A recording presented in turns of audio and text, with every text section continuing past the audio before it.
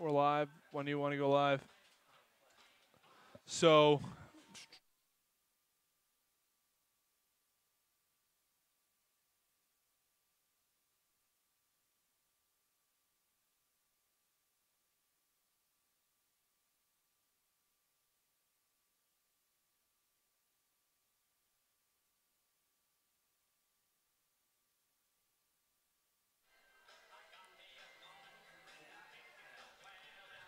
And welcome inside White House Field for another spectacular day on the Cape. And it's tonight's matchup between the Brewster Whitecaps and the Harwich Manors. As is game number 22. We're almost exactly halfway through this Cape League season, which is unbelievable. It's been flying by very quickly. As the Mariners picked up a big win yesterday over the Whitecaps, moved back to 500. The record's now 10-10-1 as they're back at home inside White House Field. So, Austin, belongs to my broadcast partner, Austin Rudy. I'm Thomas Cinderella. And the Mariners had a big one yesterday in which they defeated the Whitecaps by a score of 8-1. that's right. There are 4 hitters who had multiple hits for the Harwich Mariners. Shunk had 2 hits. Lipsius had 2 hits. Casals had 2 hits. And Driscoll had 2 hits. And the big name there, I think, is Aaron Shunk, because Aaron Shunk right now has a 7-game hit streak going. He's had a hit in each one of his last 7 games and has an RBI in 6 consecutive games. So he's hitting really, really well at the plate right now for the Harwich Mariners. Yeah, no, I think also to look alongside, just Shunk's been a guy that's been driving at least a couple runs throughout this season. He's been leading out to 6 on the RBI total. And Danny Casals as well, we got things going for the Mariners yesterday. Looked to continue yesterday. However, the defense by Brewster didn't help them very much. They had 6 errors on the game, which led to a couple of runs actually for the Mariners, where, you know, the starting pitcher Detmers gave up 6 runs, only 1 earned. So I think, you know, it sucks for Detmers yesterday for the Whitecaps, but Tyler Baum also on the mound, and he looked awfully good yesterday. Tyler Baum did look good. I'd like to go back to your point about the poor defense from the Brewster Whitecaps. In their 9 innings against 6 errors out of the 8 runs they allowed, just 3 of them were earned. They had 26 unearned runs allowed coming into that game. They're now up to 31 unearned runs. That leads the league by a mile. So, again, this Brewster Whitecaps defense has to be significantly better if they're looking to improve and go up the standings. As far as the Mariners pitching goes, Tyler Baum was quite good. 4 innings of work, allowed 4 hits, 1 walk, no earned runs. After the game, he told me it wasn't even his best stuff, as we've seen him be outstanding a few times in the Cape, and he wants to be perfect, and he wasn't quite perfect last night. He was able to work himself out of jams whenever he found himself in one, and overall, I thought he was quite good. As Kyle Mora for the Mariners look to keep things rolling from the starting pitching side. Mora gets the ball today for the Harwich Mariners. And James Acuna out of Oregon for the Brewster Whitecaps. What are your thoughts on both these starting pitchers this evening? So starting with Acuna, in his first outing versus Bourne, he pitched 3 innings, allowed no earned runs, no hits, and struck out 3 as we'll step aside for the national anthem.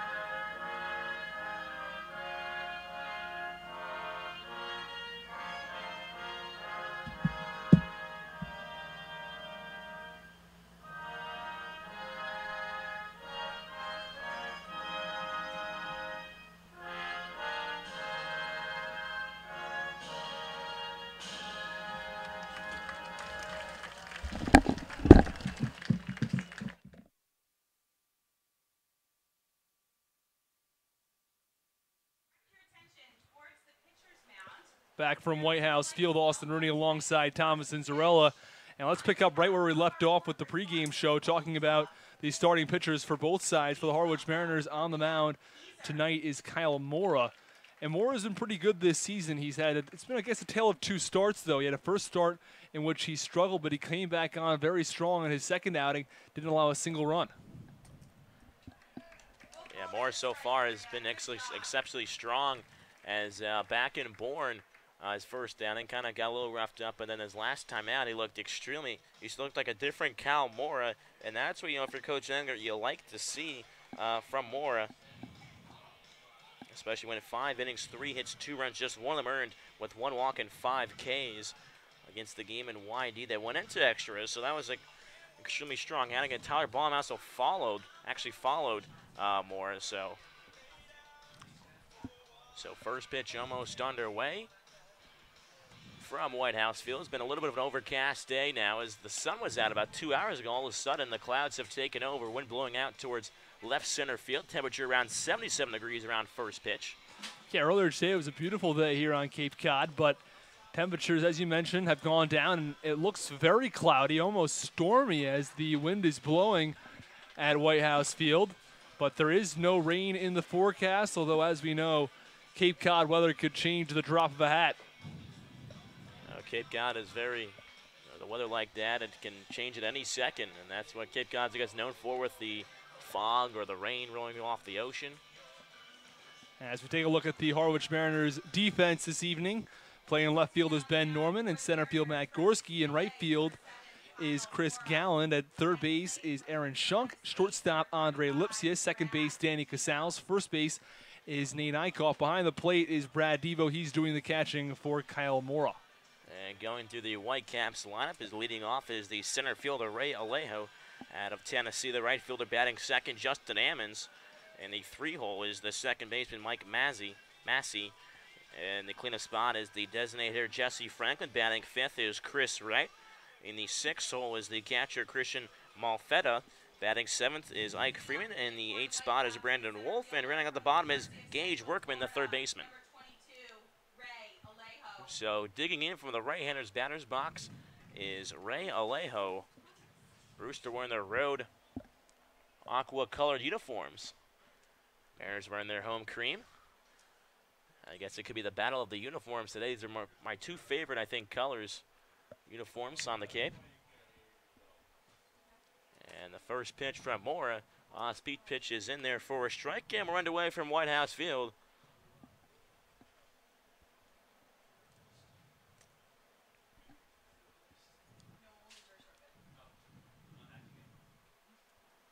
Big win for the Mariners yesterday. 8-1 final score as the 0-1 is swung on and fouled back into the screen to get things back on track for the Mariners. They lost 3 in a row, and 3 of the last 4 went back in the wins. Was their last win before that, and then they're able to get back on track and defeat the Whitecaps, who have just struggled for most of this season.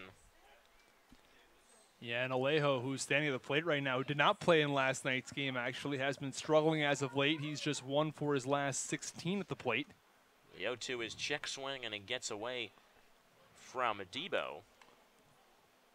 He started off the season with a 5-game hit streak, but ever since, he has struggled to produce. That ball is actually fouled off. Looks like might have just hit Alejo's bat, so more from the windup. The 0-2, the ready matchup. Curveball bounces low in the dirt for a ball. Mora out of UCLA.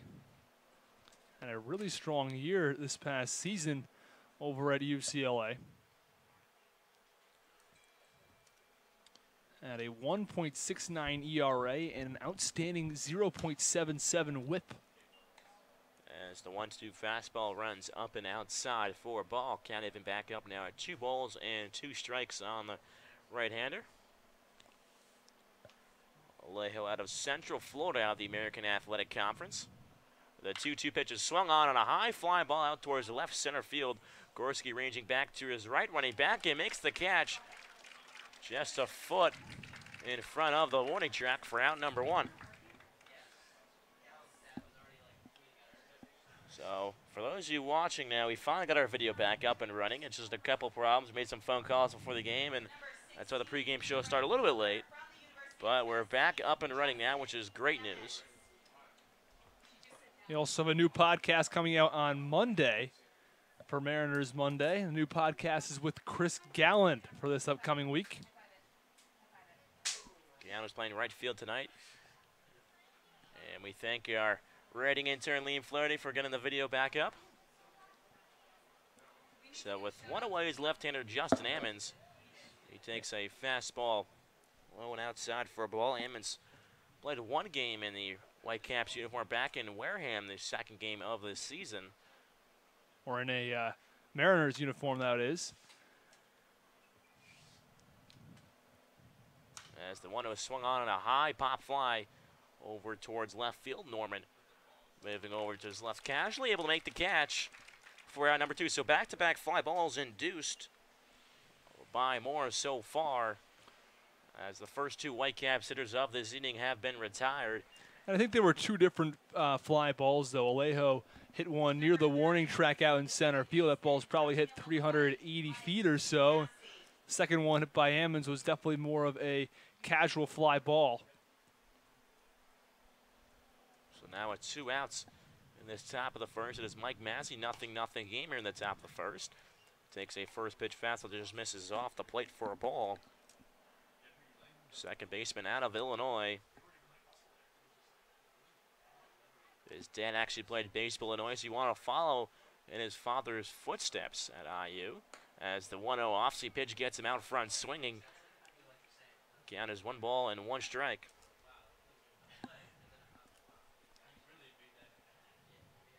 Moore looking to get through a 1-2-3 inning for these Mariners. Nasty. They look to continue their win, make it a win streak of back-to-back games over the Whitecaps, as the 1-1 swung on a lined foul down the first base side. And the Whitecaps are a team that so far this season has struggled to get both the hitting and the pitching. It seems like whenever they're able to get the bats going, they're unable to get the pitching going, or the other way around. If they can get some good pitching, they're unable to get the bats going. And Massey has been someone who, at least early on in the season, was a very consistent bat, but as of late, he's cooled down as well, just 2 for his last 21 at the plate. As the 1-2 is swung on and lofted out of play over the third base side, and that's something, you know, speaking with some of the Whitecaps broadcasts about the first, 10 games, they couldn't get the bats going, and then the next 5 or 10, they couldn't get the pitching going, and about the next 5, it's been the defense. So it's a little bit of everything for the Whitecaps this season, as the 1-2 pitch runs well outside for a ball. In last night, 6 errors. I have to be honest, I don't know if I've seen a game ever in which a team has had 6 errors defensively. I mean, that is really atrocious. As the 2-2 pitch just misses a little bit. Came a little bit high to Massey. And again, when the errors start costing you, that's when it becomes even more important. 6 runs or 5 runs last night came in as a result of the errors. I think a lot of it right now for the Whitecaps is their confidence level out there. Graham will hood onto them now. 3-2 just misses off the plate down the outside corner again, as Moore tried to get Massey to swing, but Massey able to take his base over at first, able to work a walk with 2 outs here in the top half of the first inning. Still a scoreless ball game. The designated hitter from the University of Michigan, Jesse Franklin. So now with 2 outs, it is Jesse Franklin. He's one of the Wolverines out of Michigan.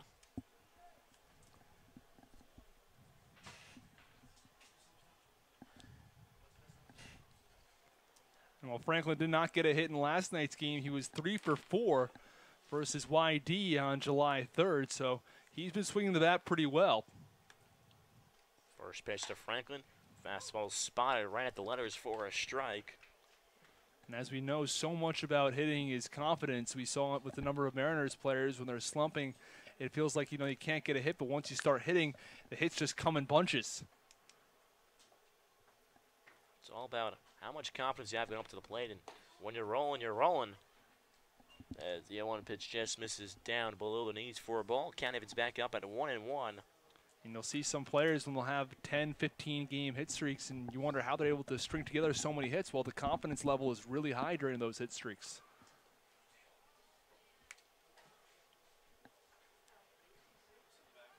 Moore will check over on Massey over at first base, and he's diving back at head first safely.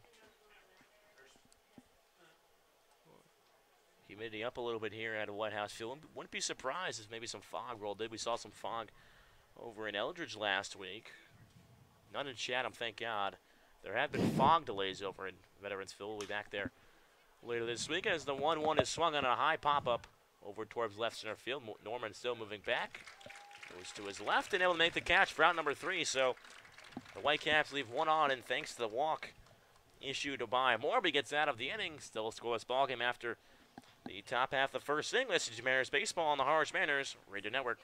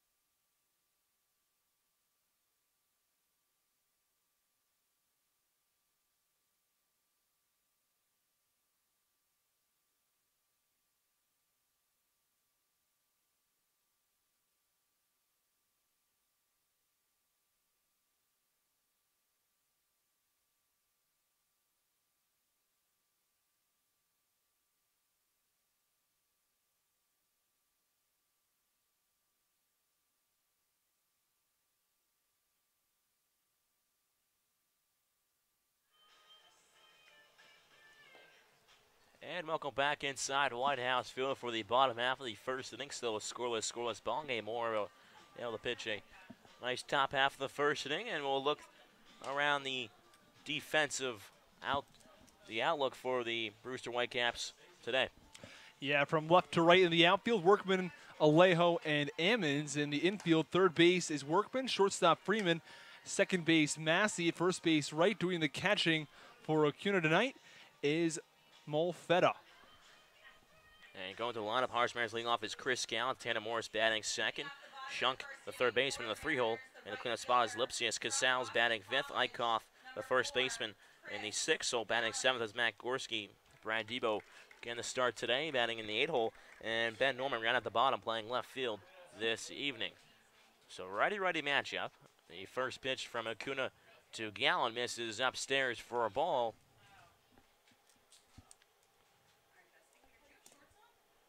Gallant, the right fielder out of Boston College. 1-0 pitch is spot on the outside corner for a strike. Kiana's 1-1. And mentioning Chris Gallant, as I said earlier, we have our interview coming up with Chris Gallant on Monday as he talks about what helps him steal bases so effectively. As the 1-1 pitch is lifted out of play on the first base side, Kiana's 1-2. Gallant, who also was at the leadoff spot yesterday for the Mariners against the win over the Whitecaps. He only reached on an error and scored. It was the only time on base yesterday. Looks to change things here as the 1-2 pitch is swung on, a curveball in the dirt. And doing his daily chores over to first is Molfetta, and Gallant's retired for out number 1.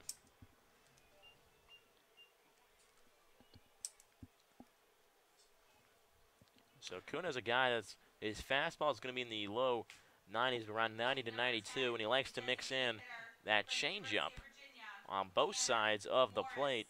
And it looked like it might have been a changeup there that might have fooled Gallant. I thought that was a breaking ball as it was pretty low and it was in the dirt, but you know, it was a nice off-speed pitch one way or another. As first pitch to the left-hander, Morris misses above the letters for a ball.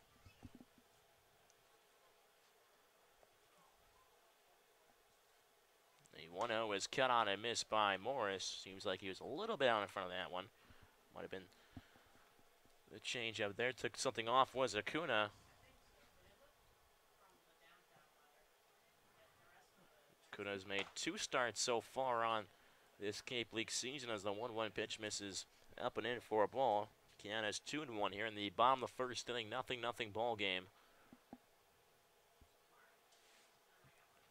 The 2-1 to Morris is cut on and missed. A fastball elevating the zone is foul tipped into the mid of Molfetta. As the count heads to 2-2 on the designated hitter this evening. And Tanner Morris has reached base safely in each and every game this season in which he's played. As the 2-2 is swung on, a little squib over the third base side. Backing up is the third baseman, but able to make the catch is Workman. Yeah, it's a tough play for Workman down the left field line as he heads into foul territory. He's initially running sideways, and then as he starts to move and backpedal, he realizes the ball is going to be a little behind him, still tries to reach behind his head, but he's unable to make the play. It's also tough, especially with the left-hander. The pitch was in on the hands, and so is always tailing to the left in a bounce in foul territory. Otherwise, that could have been maybe a single or even a double for Morris. As they do it again, the 2-2 pitch to Morris. Pitch bounces in the dirt for a ball, and the count runs full on Morris. Well, the Mariners didn't record a hit until the 6-run fifth inning they had yesterday, and actually didn't have a base run until the fourth, and Morris was that guy. He was hit by a pitch in the fourth inning as the 3-2 runs inside, and he'll take his base. And his streak now extends to 15 consecutive games in which he's reached base safely with that walk. All 15 games is quite an impressive streak he has going. And it's always good to have a consistent guy at the top of your lineup. The Mariners are sticking with Gallen at the 1 spot and then putting Morris right behind him. And then the power guys come up at 3 and 4 with Shunk and Lipsius. And Shunk's a guy that's really found a home in the 3-hole. He's driven quite a few runs this season. He has 7 RBIs since he came up and on the Cape. And at least 1 RBI in 6 straight games. First pitch runs low and outside for a ball on Shunk. Acuna working from the stretch for the first time this evening. And in addition to the 6-game RBI streak, he has a 7-game hit streak going. So this is somebody that Brewster does not want to face at the plate. Acuna comes set and deals. The 1-0 is cut on and missed by Shunk. The count evens up at 1-1. The 2 through 5 guys with Morris, Shunk, Lipsius, and Casals, those guys are all red hot at the plate. Shunk went 2 for 4 with a pair of RBIs. Or just an RBI. Also walked and scored a pair of runs, I should say, as the 1-1 is swung on and laced over towards the right center gap, dropping in for a base hit as rounding around second, heading towards third as Morris is being rewound home by Coach Pascarosa. And Morris will get in there standing up, and there's an RBI double from Aaron Shunk, and the Mariners are on the board as lead this game now by a score of 1-0 over the Brewster Whitecaps. Well, a couple of additional streaks are extended. Now 8 consecutive games with a hit for Aaron Shunk, 7 consecutive games with an RBI as he laces that ball into the right center field gap. He could not have placed that ball much better, and he's hitting the ball really, really well right now, Thomas. Yeah, that was spotted square on, and that was just a great piece of hitting by Shunk. So now runner on second with still 1 out. It is Andre Lipsius, who will dig in from the right side, facing Acuna. First pitch misses down the zone for a ball. We mentioned another guy who's playing well, Andre Lipsius, 9 for his last 24 at the plate.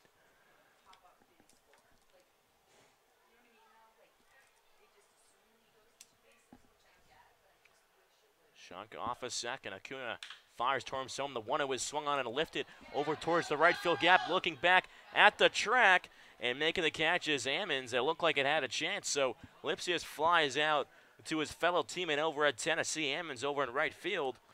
And Lipsius is hitting for power right now as well. We saw it versus Chatham right back here at White House Field. He's hit a solo home run, and they also hit a big 2-run home run in the first inning versus Orleans in the 10-8 win.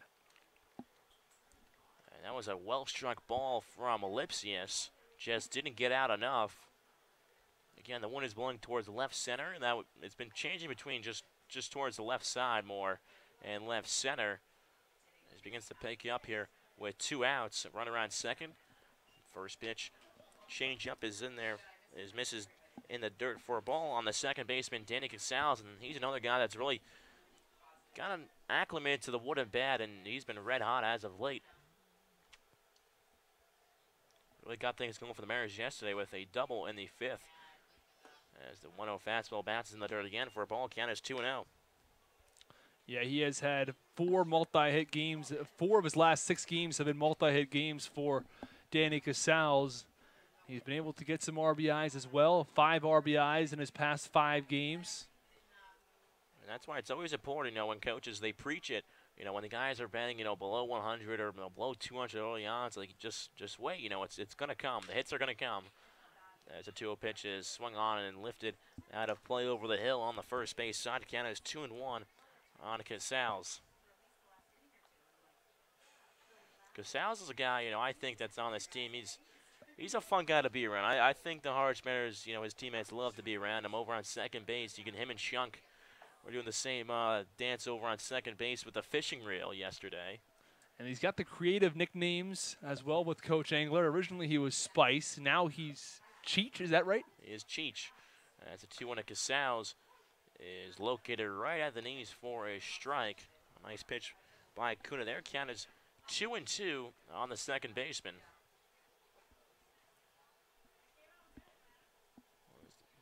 The clouds really start to come in here from White House Field. Visibility maybe impaired a bit above the trees over in the outfield as the 2-2 to Casals is swung on and popped out of play again. And again, Casals, one of those guys, really makes the pitcher work. And he's done that this whole season, really getting a lot of full counts, and he's comfortable hitting with 2 strikes.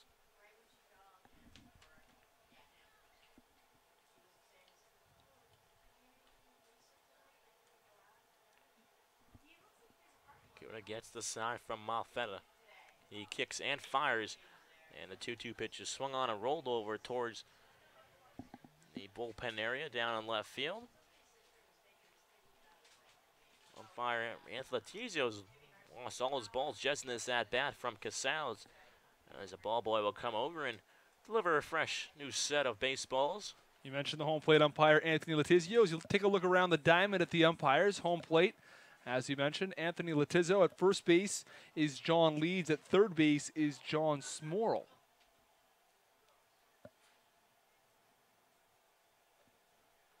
So with 2 out, Shunk off a second after his RBI double put the Mariners on the board. And the 2-2 pitch to Casals just misses the inside corner. As a high throw there from Malfetta back to Kuna.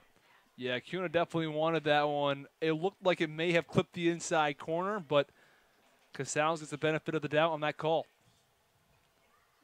So the count runs to 3 balls and 2 strikes on the second baseman. The payoff pitch is swung on and grounded over towards the hole. Picking it up is Freeman. And able to make the out over there is so. However, the Harwich Mariners do score a run in the bottom half of the first inning, lead the Brewster Whitecaps by a score of 1-0. Listening to Mariners baseball on the Harwich Mariners Radio Network.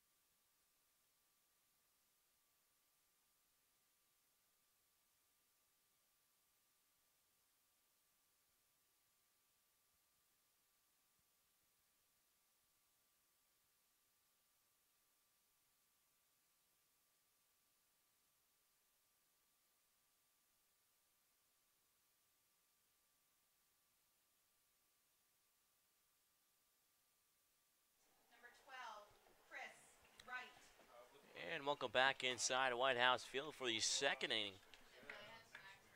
As Cal Moore is back on the hill facing the first baseman Chris Wright out of Bryant.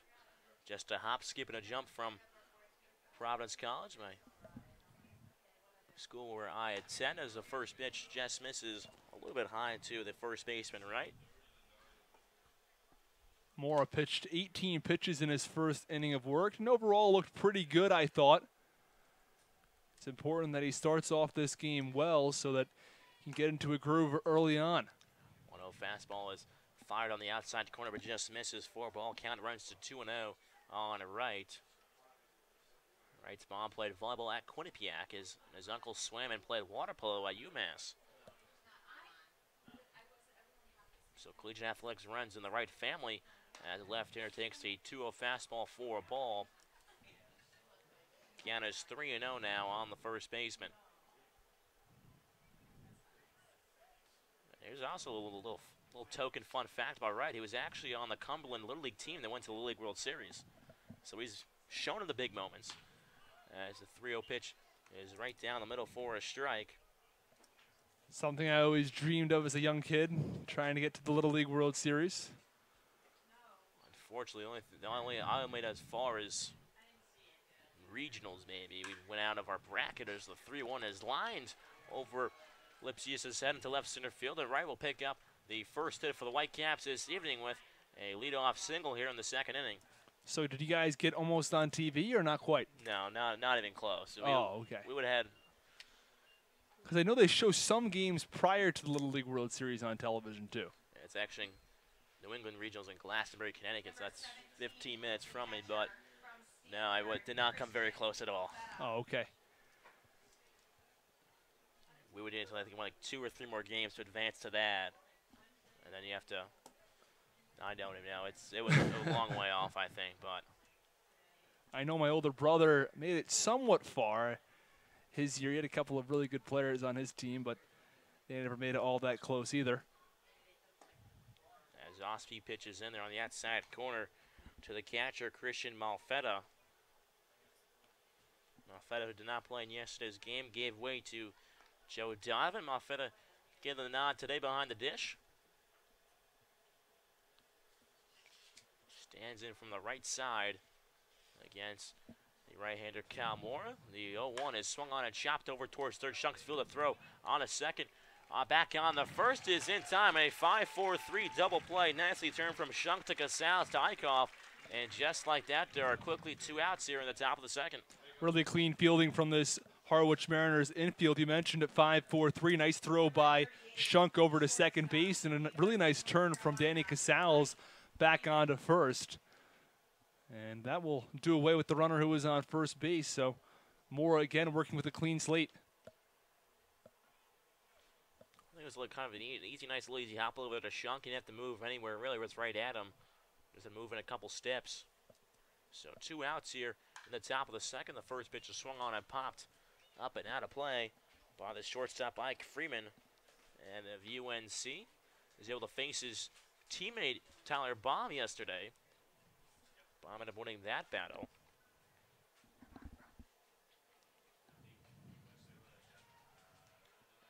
As the 0-1 pitch to Freeman runs just low and outside for a ball. Count is 1-1 here on the right-hander.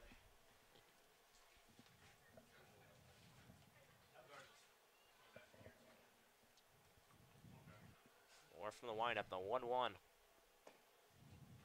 Curveball's in there for a strike on the outside corner. So far, Moore's been able to locate that off-speed pitch exactly where he wants it.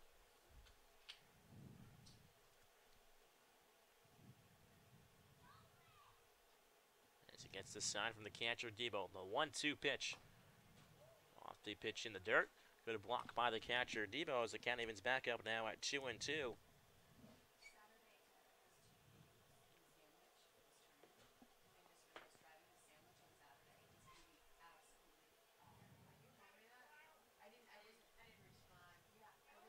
The 2-2 pitch is on the inside corner for strike 3, and down goes, looking goes Freeman to end the top half of the second inning. So nice double play turned by the Mariners, and then the big strikeout to Freeman issued by Mora, and And now do it for in the top half of the second inning. So after 1.5, it is a 1-0 Harwich Mariners lead. Mariners coming back up to bat. You're listening to Mariners Baseball on the Harwich Mariners Radio Network.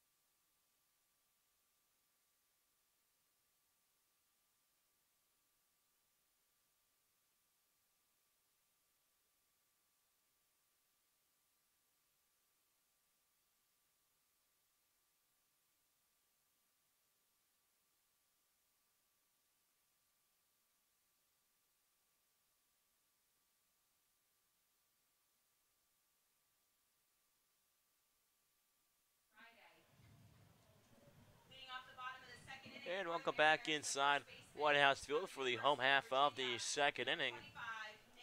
It is the 6, 7, 8 hitters due up for the Mariners, starting things off with the first baseman this evening, Nate Eichhoff. And we've mentioned in the past games, he's moved all over the place. First base, second base, third base, last night in left field. As the first pitch, Eichhoff, fastball runs a little up and away for a ball. And it makes a player like Eichhoff very valuable as a utility guy. Anyone needs a rest, he's right there to fill in. As the 1-0 is swung on and popped over towards the third base side out of play. Count even up at 1-1.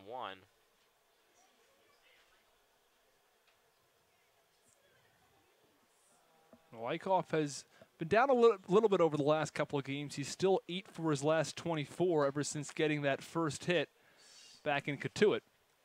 As the 1-1 pitch is foul tipped by Eichhoff, as unable to squeeze it was Malfetta behind the plate. Count is 1-2 here, nobody on, nobody out here in the bottom half of the second inning. 1-0 Mariners lead over the Brewster Whitecaps. Whitecaps just 1-8-1 in their last 10 games, looking to maybe start things getting back on the right track here. Is the 1-2 pitch. Off-speed pitch misses low and outside for a ball. Count is 2-2 now.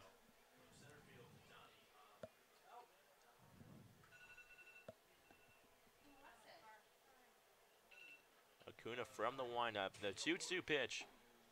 Another off-speed pitch able to lay off was Eichhoff as he thought about it, but able to keep the hands back as the count runs full at 3 balls and 2 strikes on the left-hander. And you mentioned the Whitecaps just 1-8-1 in their last 10 games. This is a team that needs to start the wins, getting some wins right now if they want to make the playoffs. As the 3-2 to Eichhoff is fouled back into the screen. They're dead last in the East Division at 4-15-2. 5 points behind Orleans at 7-12-1. So, again, they can catch Orleans. It's not out of the question. Again, they're only 5 points back. It's 2.5 games in normal baseball terms. And on the most favorable run differential either, as the payoff pitch is swung on a high pop-up over towards left center field, moving to his right as Alejo, and he camps under it for the first out. What's interesting is that the Whitecaps have a run differential of -52. And the only other negative team, or besides Orleans, is a -7, is the Hyannis Harbor Hawks, and they have a record of 12-7-1, including 7-3 in their last 10 games. So Harbor Hawks able to do it. Just certain games, they might lose, because I think it also helps too is that they lost by, I believe it was 14 runs one game. They lost 17-4, I think, or 13 runs to Wareham. As the first hit to match, Gorski swung on a line down the left field corner in for a base hit. Gorski rounding first, heading towards second base. As the throw is not in time, and sliding in is Matt Gorski with the 1-out double here in the bottom half of the second inning. As the Mariners look to try to tack on a few more here in the early onset. Yeah, great piece of hitting by Gorski down the left field line. He rips that ball, and by the time that the left fielder Wolf is able to get over towards the left field line and make a play on that ball, Gorski was headed to second base, and you could see it right out of the batter's box. He was headed to second base. He never slowed down at all. Rounded first base quickly and slid into second base easily with a double. Yeah, you could tell right that you got to make that decision right out of the batter's box, and with his speed, he's able to get in there. As one out as an RBI opportunity for Brad Debo as a off-speed pitch misses in the dirt for a ball. Nicknamed Tank by Coach Ankler. This is the second year he's known as Tank. Held the nickname last season as well. As the 1-0 pitch to Debo is fouled back out of play behind home plate. The count is back up at 1-1 on the left-hander.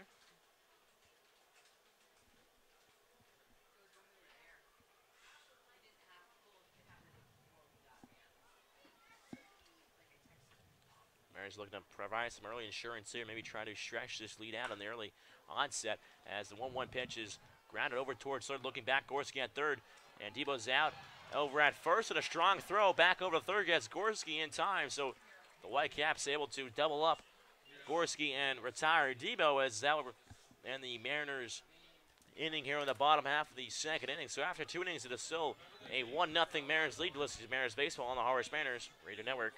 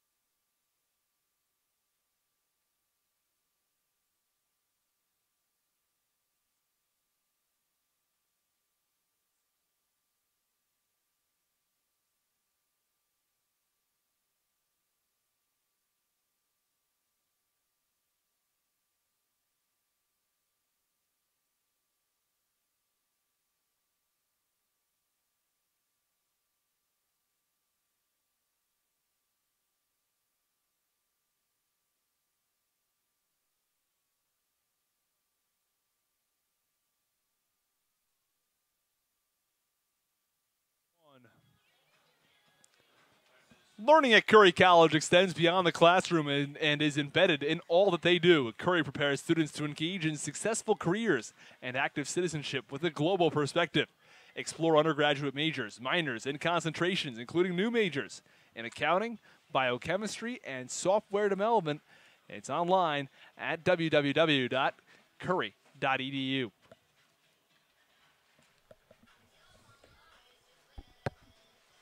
Welcome back inside White House Field for the third inning here between the Brewster Whitecaps and the Harwich Mariners. Leading off the top of the third inning for the Whitecaps, the left fielder from As the Mariners look to get over 500 as they hold a record of 10-10-1 right now, including a 5-4-1 record at home.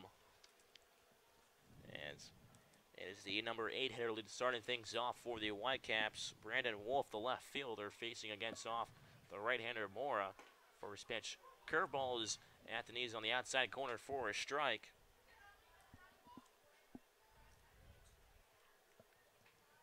Wolf got the day off yesterday. The 0-1 pitch. This is down in the zone for a ball as it gets past the catcher Debo, and the ball boy will make his annual rounds, or daily rounds, to retrieve the balls that get past. So count is even up at a 1-1 on the right-hander. Nobody out here. 1-0 Mariners lead as the 1-1 pitch is swung on and lifted back over the Brewster dugout and out of play. And it's very encouraging to see Kyle Mora. He's only allowed 1 hit this game. And he, in his last outing versus YD, he allowed just 3 hits over the course of 5 innings. And since he allows so few hits, just 3 hits, he only allowed 1 earned run. As the 1-2 pitch to Wolf, off-speed pitches, bounces in the dirt. Against another good stop by the catcher Debo as he tried to get Wolf to swing at that one there. And I think that there's obviously a very strong correlation between having, a good, not having allowed a lot of hits and having a good ERA. Back at UCLA, he allowed, again, 0.77 walks plus hits per inning pitch. That is outstanding. Anything under 1 is very, very good. And he was at 0.77, and he had the ERA of just over 1.5. So again, the lower hit totals from Mora shows that he's having a good outing. The payoff pitch is on the inside corner, and down goes Wolf. As Mora will start off the third inning just out into the second inning with a strikeout looking. So Wolf goes down on strikes as Moore picks up his second strikeout of the evening. And now the 9-hole hitter will set to do things from the left-hander batter's box, Gage Workman out of Arizona State. It's also encouraging to see Mora, after he was up in the count 1-2, he falls behind at 3-2. Then he comes back and finishes him off with the strikeout. A lot of confidence pounding that strike zone. First pitch fastball runs in the inside corner for a strike on the left-handed righty-lefty matchup now. Workman, who was drafted in the 14th round of the 2017 draft by the Milwaukee Brewers, takes another fastball on the outside corner. No balls and 2 strikes as Workman will take a few practice hacks outside of the batter's box area as he's quickly in the hole now, 0-2. More from the windup. Fastball just misses a little bit up in the zone for a ball. Count is 1-2 on Workman. It's a big decision for Workman to decide not to accept the 14th round pick. Usually when high school players are drafted later on. As the 1-2 pitch swung on and missed, and Workman goes down swinging. Make that 3 strikeouts in a row and 3 strikeouts on the evening for Mora. Back to what I was saying about that. Usually when you'll see players drafted in the late 20s or early to mid 30s in the draft, it's sort of assumed that a player will not accept the offer if you're a high school player who's already committed to go somewhere in college. But when you're as high as the 14th round, a lot of players will accept the offer and decide to go to the MLB or go into the farm system of the team that drafted them and sign. Workman, a guy that really cares about his academics, got a 4.1 GPA in high school. Showing bunt there is Ray Alejo, but pulls it back in time. His first pitch is in there for a ball.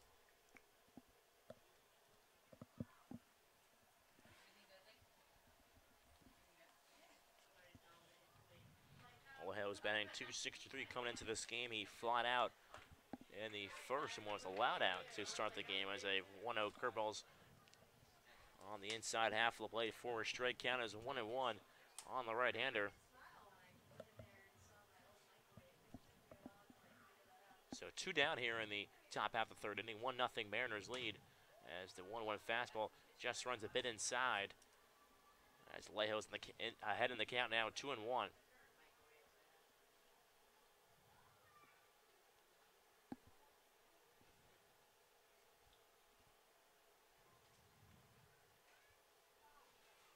The 2-1 from Mora. Fastball runs off the plate again on the outside corner, so count heads to 3-1 on Alejo.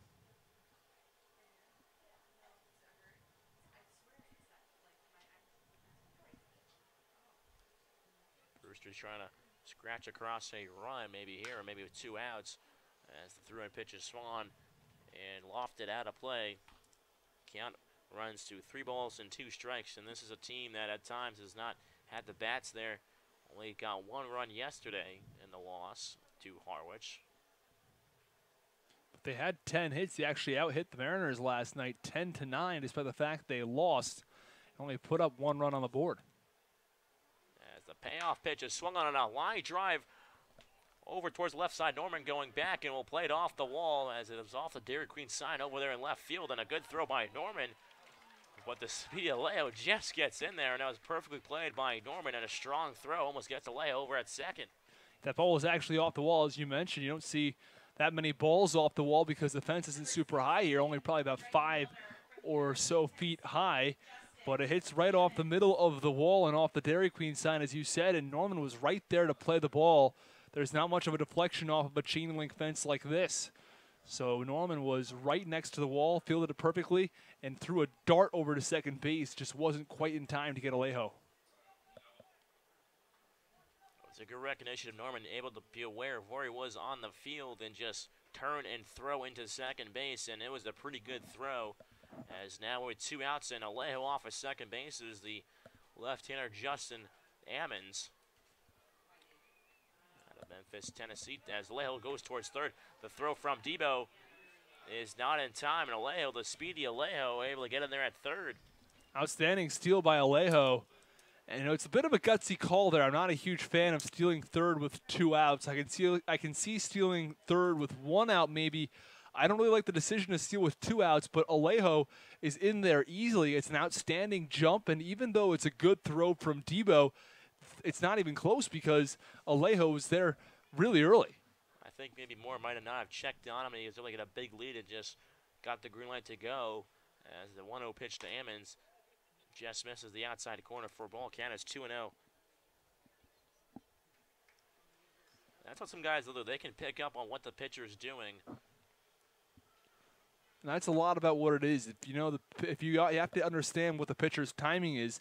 How many times do you look over to second base? If he's looking over, he gets the sign, he looks over, looks back at the catcher, looks over. At that point, if you start to recognize what the pitcher's doing and the pitcher's motions and how frequently the pitcher's looking over at you at second base or at first base, at that point you're able to get a good idea of when he's going to check and what the chances that he is going to try to pick you off are, and at that point you can get a really, really good jump. So count runs now 3 balls and no strikes after 2-0 pitch misses up above the letters as the 3-0 to Ammons is on the outside corner but missing again, as now a walk has been issued to Ammons, and he'll reach base for the first time this evening. That is the second walk issued by Mora, as there are now runners on the corners here with 2 outs in the top half of the 31-0 Mariners lead, though. The lights are on early here at White House Field as well, as the fog is really coming in here at White House Field. We have not seen so much fog this season, but it's a first for everything, I guess. As the one continues to blow out of right field above the scoreboard, as there are 2 outs, and first pitch misses well outside for a ball to Mike Mazzi. And now the catcher Brad Debo will have a word with his pitcher Mora, as he's now issued a double, and then the stolen base from Alejo, and then a walk to Ammons on 4 pitches.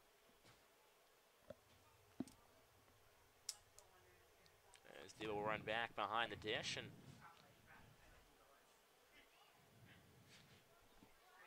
sets to face the second baseman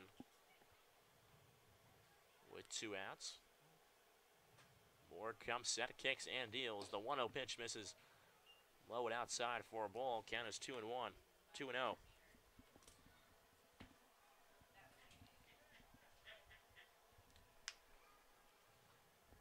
And time is called again. And head coach Steve Englert trots out to the mound. So he calls in the whole infield, and they have a little meeting over there on the pitcher's mound. And after walking Ammons on 4 pitches, and he falls behind in the count 2-0 on Massey. I think there's a question about the control that Mora has right now. Interesting that Englert comes out, though, as opposed to Coach Steve Gruenberg, who is the pitching coach. Normally we'll see Coach Gruenberg come out in those situations, but usually when Englert decides to come out, he wants to have a discussion with the entire infield, which is why the rest of the infield was also brought in to have the discussion with the pitcher, Mora.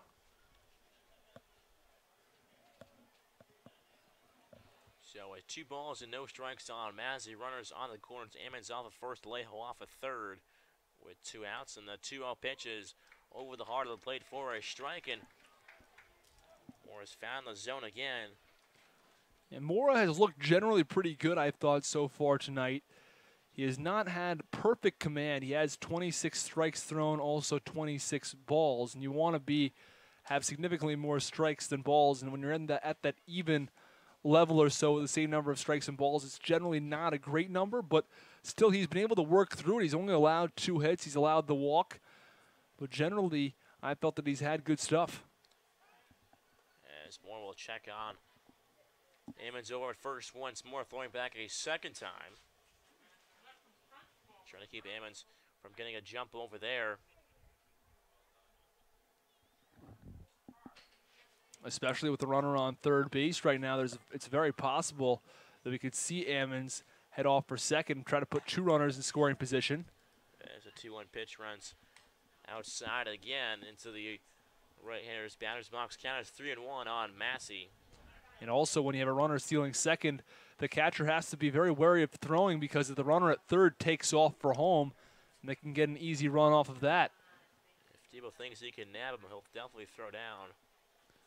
We saw a couple of days ago when the Mariners played the Anglers. As the throw on is skied, a high pop-up over towards right center field. Moving back is Gallen at the warning track and able to make the catch. So allowed out by Massey. Ends the top half of the third inning as the Whitecaps leave 2 runners on. And after 2.5, it is a 1-0 Mariners lead. You're listening to Mariners Baseball on the Harwich Mariners Radio Network.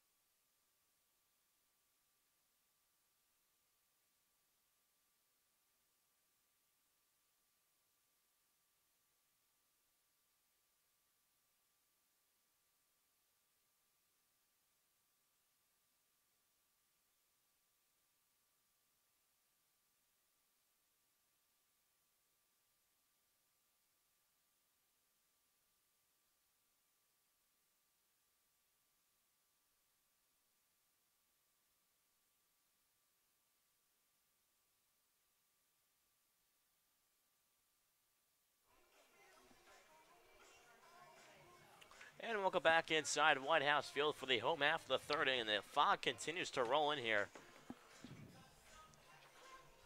As you mentioned before, the lights are on a little bit early.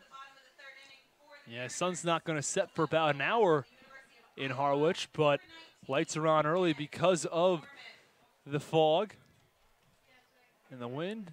Not blowing quite as strong as it was earlier, but again, the gusts are probably in the mid-20s. Wind has been on and off as the first pitch to the 9-0 hitter Ben Norman misses just a bit up and out of the zone for a ball. Norman gets the start in left field again. Norman did not start yesterday, but came in later in yesterday's game. As the 1-0 is swung on in line just over the shortstop, head into left center field for a base hit. And Norman will take a turn around first, and he's on with the leadoff single here in the bottom half of the third inning. Really good piece of hitting by Norman. That's a pitch that's out and over the plate, probably on the outside part of the plate, actually. And Norman just goes the other way with it, hits it into left center field for a base hit. Norman's been struggling as of late, so it's good to see him get a nice hit there to left center field, try to get himself right back in the hit column. So Norman off at first with no outs here. His first pitch to Gallen is cut on and missed. Gallen so far struck out in the first inning, and his only strikeout recorded by Acuna so far.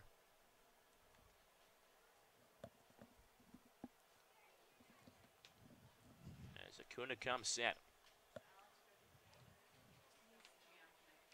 From the belt, the 0-1 pitch misses just a bit upstairs for a ball. Count is 1-1 now on the right-hander. Mariners lead this game by a score of 1-0 after they scored a run in the first, and thanks to Aaron Shunk's RBI double. As Gallen waits the 1-1 pitch, he shows bunt. As the pitch comes almost inside on him, almost hits him there. We've seen Gallen almost get hit a few times this season. He's been hit a few times, but he's, I think, the guy that almost has to dodge out of, baseballs most of the time. And he's a threat once he gets on base as well. As a 2-1 Gallen swung on it right back to the pitcher, nabbed by Acuna. He throws on a short on the second base, back over to first in time. And over at first, John Leeds says Gallen was out, so it was a 1-6-3 double play. And doing the split over there was right and in time to get the throw. I was surprised at that call. I thought that Gallen was able to beat that one out. He's so fast, gets down the line so incredibly quickly. I'd be surprised if he is thrown out another double play all season long. I mean, he just broke the Boston College record for steals in a single season this past season. As the first pitch to Morris is hammered out towards right center field. Ammons going back to the track. And a one-hop the track out there. Morris off us running around first base. And cruising to second with a 2-out double. And that's a big out over there at first with Gowan, as if he was safe over there. The first pitch by Morris. He could have been on third right now, but then again, there's a lot of factors that got taken into play. But exactly, I think that you're completely right. I think that, you know, if everything goes the same, Gowan is scoring on that drive into right center field because he has so much speed that Coach Pascarosa over at third base probably would have waved him home. I mean, Morris cruised into second base. He started slowing down. So I would have thought that was a hard hit ball over in the right center field gap. And the way Ammons had to move over, as with 2 outs off his second base, Morris with a big lead over there. As Acuna didn't see him until he was leading his peripheral vision. And Morris was almost halfway down the line with nobody holding him on. Yeah, Massey wasn't close at second base, and Freeman also was not even remotely near the bag at shortstop. Still was a big lead over there, as finally Acuna will turn and go over towards second base. The second baseman Massey now will come over to talk to Acuna. And with the right-handed hitter to the plate, Shunk, it will be the second baseman Massey who will be covering, and so he wants to have a word with Acuna, make sure they're on the same page, possibly say, okay, I'm going to be sneaking up behind Morris. So Shunk has the lone run driven in for the Mariners so far. Takes a first pitch curveball in the dirt for ball 1. And it's good to see Tanner Morris getting his bat going. He hasn't played in a few games, but he picks up right where he left off. Again, reached base successfully in 15 consecutive games. As the 1-0 pitch to Shunk fastball misses down in zone 4 ball. Count heads to 2-0 on Shunk. Shunk, who I said before, found a really nice home over in the 3-hole for this Mariners roster. Has really filled it perfectly for what Coach Engler has needed. A guy that can score runs, especially when runs are needed or when runners are in scoring position. As a 2-0 pitch to Shunk, check swing, pitch in the dirt. Yeah, we had Zach Watson. We were talking about Zach Watson was on this Mariners team before he left for Team USA about a week and a half ago. And when Zach Watson was here, you know, he was outstanding, and he was in the 3 spot, and he had made that really his home in this Mariners lineup. But once Aaron Shunk arrived, all of a sudden he's got an 8-game hit streak hitting near 400. The 3-0 pitch to Shunk is cut on a miss as he had the green light there.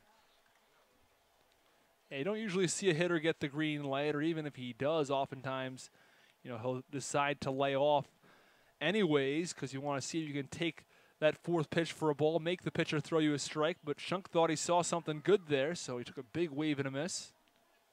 3 balls and 1 strike on the right-hander. Morris off a second, the righty-righty matchup.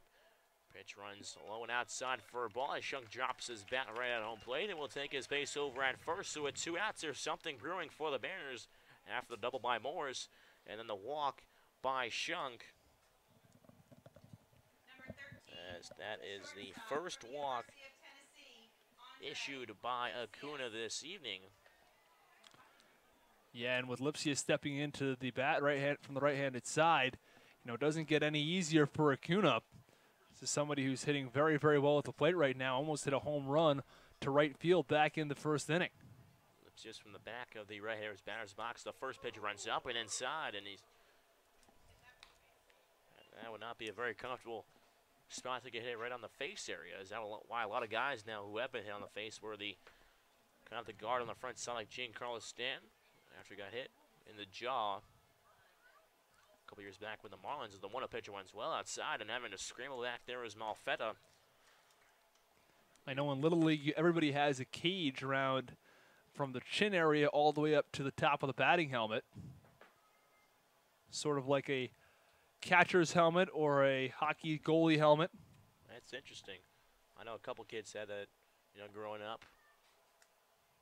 Not everyone, though, is the 2-0 to Lipsia's check swing is fastball at the knees for a strike count is 2-1. I think one of the problems with having the entire cage there is it can get a little bit distracting as a hitter trying to see through the cage.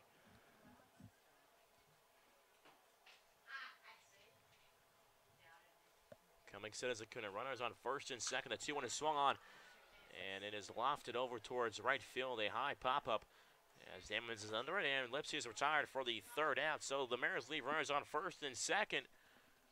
After 3 innings, they lead this game by a score of 1-0. Listening to Mariners baseball on the Harwich Mariners Radio Network.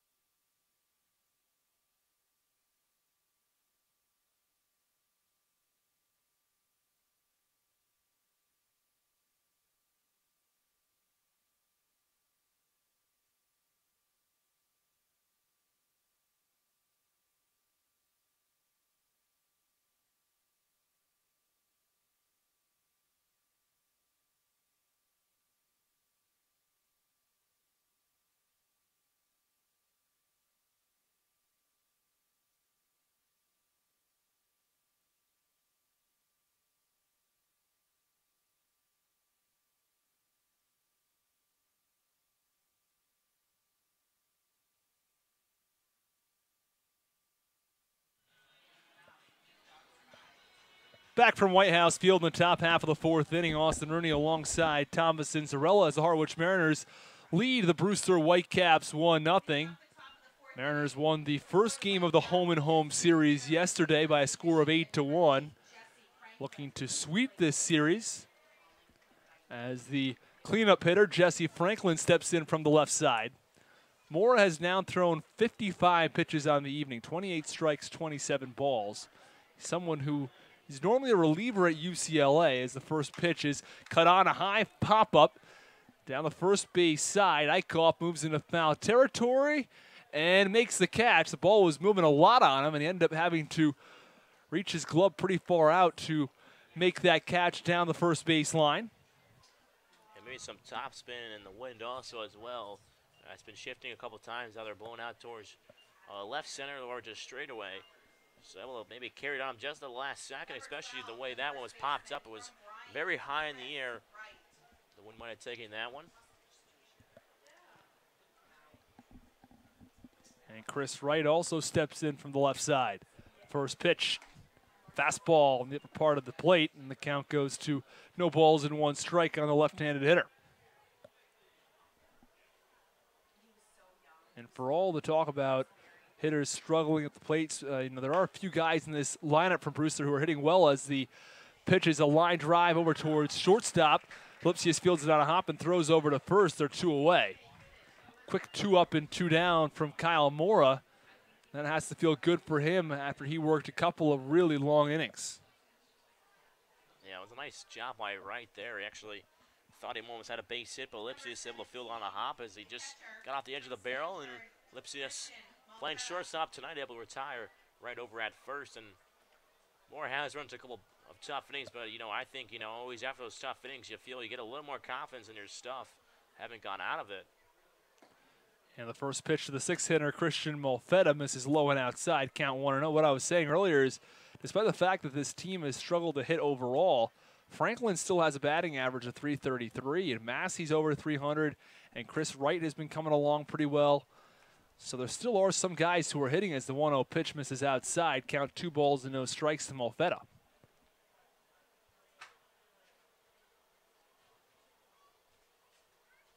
And that's why you just can have 2 guys in a lineup that can do everything. It has to be a whole team effort. 2-0 pitch misses low. Count 3 balls and no strikes. 2 outs, top of the 4th inning. Mariners lead this game 1-0.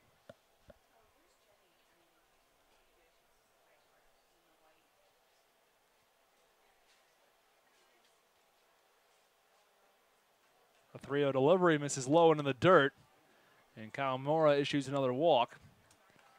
That is walk number 3 of the evening from Kyle Mora. Mora has thrown 62 pitches so far, and as I was noting before there was a line drive to shortstop from Wright, is that Kyle Mora is somebody who doesn't normally throw all that many pitches back at UCLA. He's only a reliever. He's come to Harwich Mariners this year and has sort of tried to transition into becoming a starter. And we've seen him usually go right around 65 pitches each of the last 2 outings. But, you know, there's no one warming up in the bullpen right now as the first pitch misses inside to Ike Freeman for ball 1. And he's headed right towards that 65 pitch count. So I'd have to think maybe he's headed to 80, 85.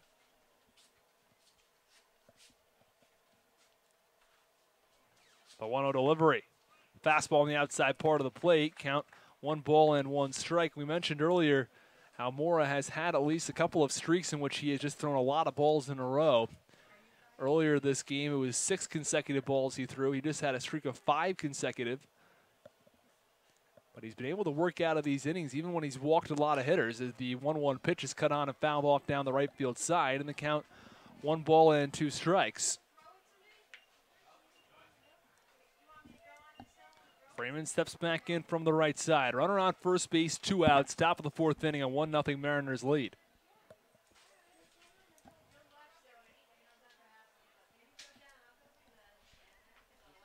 The 1-1 pitch.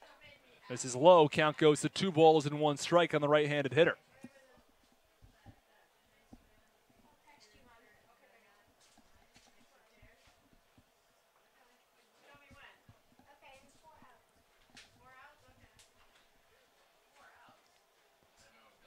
And the 2-2 once more. Misses low. Runner goes. Throw it out a second. Is dropped by the second baseman, Morris. It was quite an awkward turn of events there with Molfetta, who didn't even try to slide on the play. And it almost looked like he was sort of jogging over to second base. Yeah, I think he was out by a couple steps, and then Casales just didn't look the ball all the way in. And I think it was going to be easy bang-bang play, so... To be honest, I thought that based on the reaction of the runner, Molfetta, I thought I had called it wrong as if it was already a strikeout because he seemed to only sort of be jogging over there towards second base. And then, Casales it was, not Morris, who was unable to catch the ball and make the play over at second base. And just a bit of a confusing turn of events there. So runner on second, 2 outs. The top of the 4th inning. The payoff pitch to Freeman. Cut on a high chopper over towards shortstop. Lipsius fields on the backhand. Throws to first. It's not in time. Comes offline. Now the throw to the plate, and it is in time. So this time they get Freeman trying to take an extra base, or get Molfetta. As Molfetta was being very aggressive on the base paths as he rounded third, trying to come home and steal a run. At the end of 3.5 innings of play, it is the Mariners 1 and the Whitecaps nothing. You're listening to Mariners Baseball on the Harwich Mariners Radio Network.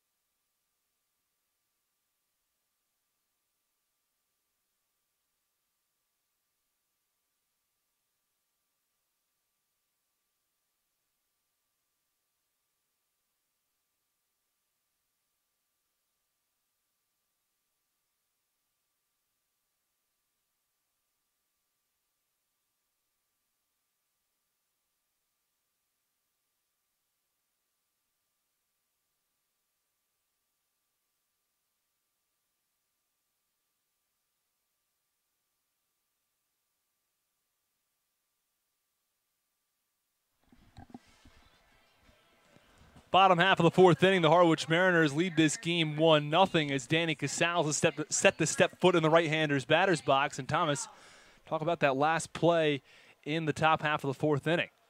Yeah, so it was a harsh ground ball in the hole. Lipsius threw on a first Eichhoff. First pitch on the outside corner for strike one. So Eichhoff came off the base because he saw Malfetta running around third and then threw down to home plate and gunned down was Malfetta, not even close. He's out by a couple steps. It was almost like his attempt to steal second base, except he was out by probably even more as the 0-1 pitch misses upstairs. Count 1-1 to Casals.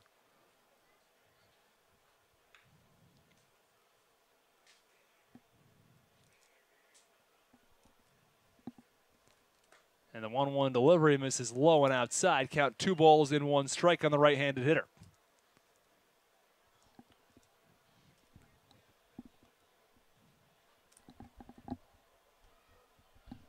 Two-one delivery, cut on a high fly ball to deep right field.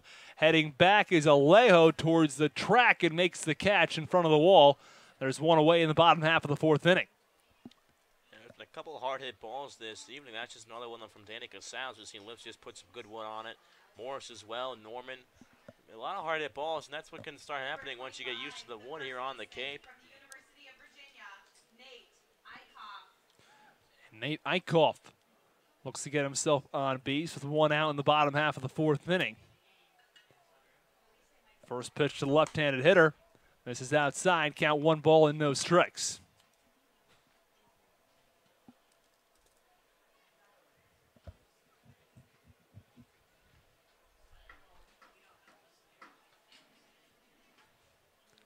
One-zero delivery. Misses outside again. 2 balls and no strikes on the left-handed hitter.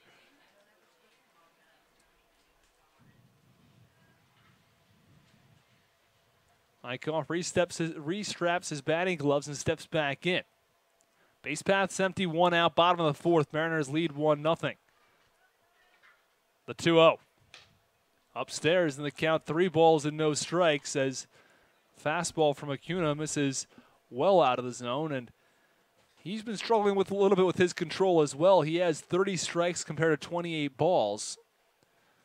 So far, he's walked 2 batters, the 3-0 pitch on the outside corner for strike 1, and the count 3 balls and 1 strike.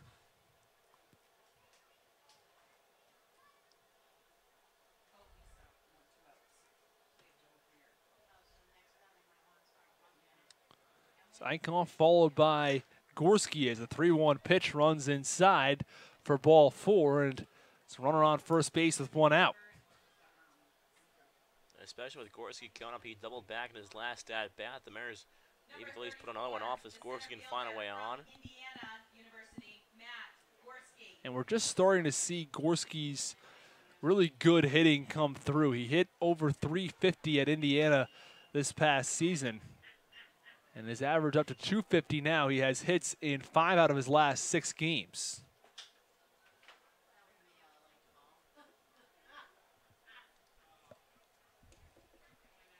So runner on first base, 1 out. First pitch to Gorski as he bunts down the third base side, fielded by the pitcher Acuna. Throw down to first, misses badly.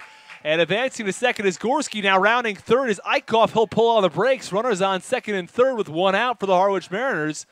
And I think that ball was just too far to the left of the first baseman Wright. Wright is a left-handed catching first baseman, and as the runner Gorski came down the line, it was right at Gorski. And so Gorski sort of had to get out of the way. And the first baseman, Wright, tried to reach across his body, but throw got by him. So runners on second and third with 1 out for the Harwich Mariners. As the 8-hitter, Brad Debo, stands in. First pitch misses outside, count 1-0. This is a big opportunity for the Mariners here. 2 men in scoring position with 1 out here. Debo can maybe score 1 with a sac fly, or can even score 2 with a base hit. 1-0 delivery. Misses low, count 2-0 on the left-handed hitter. And maybe Acuna on the mound might not give Debo a lot of good things to hit. First base is open, but it is Acuna's game. There's no one warming up in the Brewster Whitecaps bullpen. Especially Acuna down the count now 2-0. I wouldn't expect anything to be over the heart of the plate. 2-0 pitch misses outside, count 3-0, but if they end up walking Debo, I mean, the situation doesn't get much easier. I guess there's a runner on first base, but still he's going to have to face Ben Norman, who already has a hit today. Yeah, I think, they want to play, especially if they can get out of the inning with a pitch then with the bases loaded. 3-0 delivery. Misses upstairs and outside, and they walk Debo. And Acuna continues to struggle with his control. He's now thrown more balls than he has strikes. Bases loaded, 1 out, bottom of the 4th inning. As there is a meeting at the mound for the Brewster Whitecaps, the Harwich Mariners leading this game 1-0. Pitching coach Chip Dill for the Whitecaps. As Coach Steve Engler comes out to have a chat with the hitter Ben Norman. So once the meeting is adjourned, the runners will be Debo off of first, Gorski off of second, and Eichhoff of third. There have been no hits in this inning, yet there are 3 runners on base. And the error by Brewster seems somewhat likely to cost them, as what was originally just a runner on first base and would have been a runner on second with 2 outs instead. Those are the runners who are on second and third right now with just 1 out. It's a similar story to last night where I don't know if we would have scored 8 runs in that game yesterday if it wasn't for the defensive miscues by the Whitecaps, especially in the 5th inning when the Mariners put up 6 runs. It might have been more, maybe 2 or 3 runs instead of the 6. Yeah, 4 of those runs were counted as unearned. First pitch misses upstairs to Norman.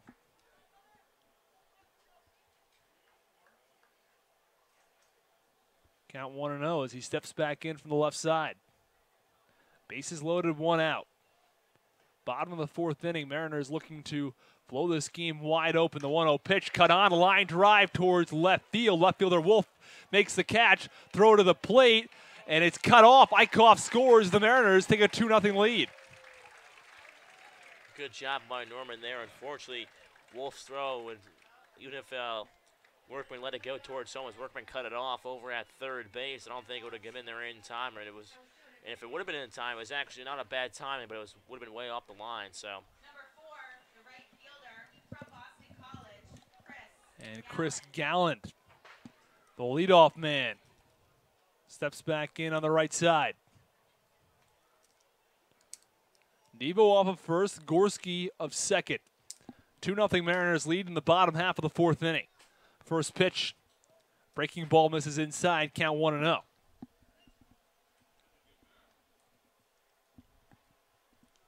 And Chris Galland grounded into a double play his last time up, but he had so much speed, I didn't think I'd ever see him ground into a double play. Yeah, that was a tough call over there first by the first base umpire, John Lees, but he called him out. 1-0 pitch misses low, count 2 balls and no strikes, and Acuna has thrown 33 strikes, 36 balls. That's when you know you're starting to run into some trouble. There is a right-hander warming in down in the Brewster bullpen.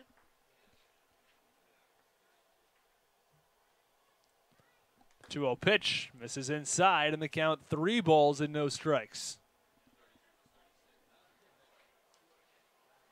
Looks like it could be Andrew Schultz out of Tennessee. 3-0 count, 2 outs in the bottom of the 4th inning. There's the offering. Misses well low and outside, and they walk Chris Gallant on just 4 pitches. And that's 3 walks issued in this inning alone. 5 in the game by Acuna. And with this many guys walked, you always have to say those walks might come back to haunt them. And this could be the situation here if Tanner Morris can maybe get a base hit over in the outfield area or squeeze one through. Also with an opportunity to play at least 2 runs, 3 runs with his double that he had last time up. He could really blow this game wide open for the Harwich Mariners. First pitch misses low, count 1 ball and no strikes. Bases loaded, 2 outs. Bottom of the 4th inning, the 1-0 pitch cut on and missed at a fastball up and out of the zone. And the count 1 ball and 1 strike. think the Mariners hitters have to be patient right now. Acuna has had a really hard time finding the strike zone. I think that the goal when you're at the plate has to be make him throw a strike. 1-2 pitch, cut on. Line drive out towards shortstop as Ike Freeman makes the catch out onto the shallow left field grass, and that will do it. Not before the Mariners tack on another run in the bottom half of the fourth inning and lead this game 2-0. It's the Harwich Mariners again after 4 innings of play. It's the Mariners 2 and the Whitecaps nothing. You're listening to Mariners Baseball on the Harwich Mariners Radio Network.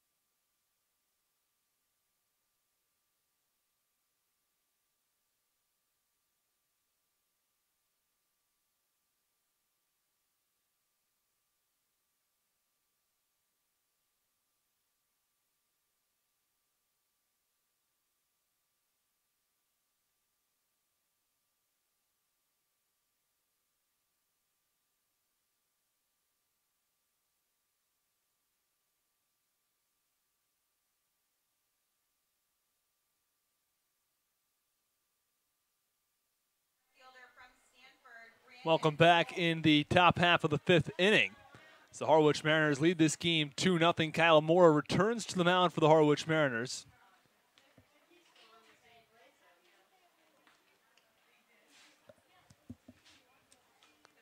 First pitch cut on a high fly ball into right field. In the center field as the center fielder Gorski moves over and makes the catch for the first out of the inning. So Wolf is retired. There's one gone in the top of the 5th as the 9-hitter, Gabe Workman, steps in from the left side, excuse me. Workman struck out his first time up. First pitch, fastball in there for strike 1. Moore has thrown 70 pitches on the night.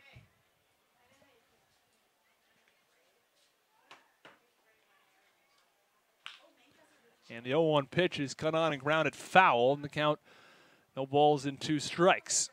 Warming up in the bullpen for the Harwich Mariners is Caleb Freeman. Freeman, a hard-throwing right-hander.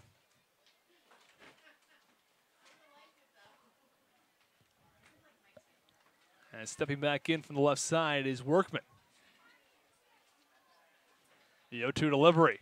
Cut on, a soft ground ball towards third, fielded by Shunk, and he's not going to throw to first. Probably the right idea. Couldn't get a good grip on that ball. On a very softly hit ball, and it was right over the third base bag. He was able to get over to the ball to field it. By the time he would have had an opportunity to throw to first, it would have been too late. Yeah, it's better to eat that ball than try to throw it away, and especially the way that Workman was moving down the line.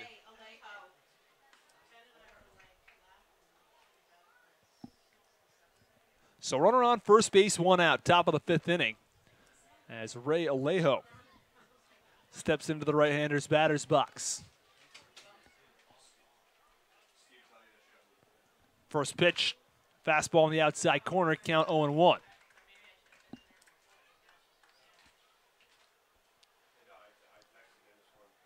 Alejo taps home plate twice. Steps back in on the right side.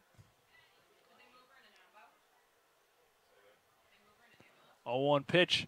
Squares around a bunt, bunts down the third baseline, fielded by Mora. Throw to first. Eichhoff couldn't hang on to it. I think the throw would have been in time, but Eichhoff couldn't squeeze the glove. And the runner is now on first and second with one out, and a perfect bunt from Ray Alejo. Especially with Alejo's speed, he moves down the line pretty well. And just Eichhoff just trying to stretch it and then just doesn't wash the ball all the way in. It's a tough play as he's trying to make sure that he's stretched enough to get Alejo. Just unable to hold on. It was a tough break for the Mariners.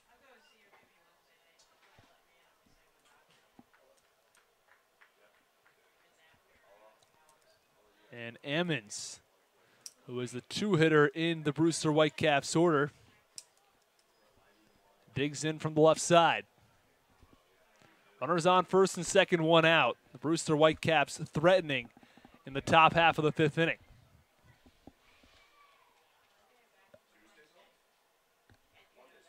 First pitch to Ammons misses well upstairs and outside, and the count 1-0. Looks like Caleb Freeman down there in the Mariners bullpen warming up the right-hander.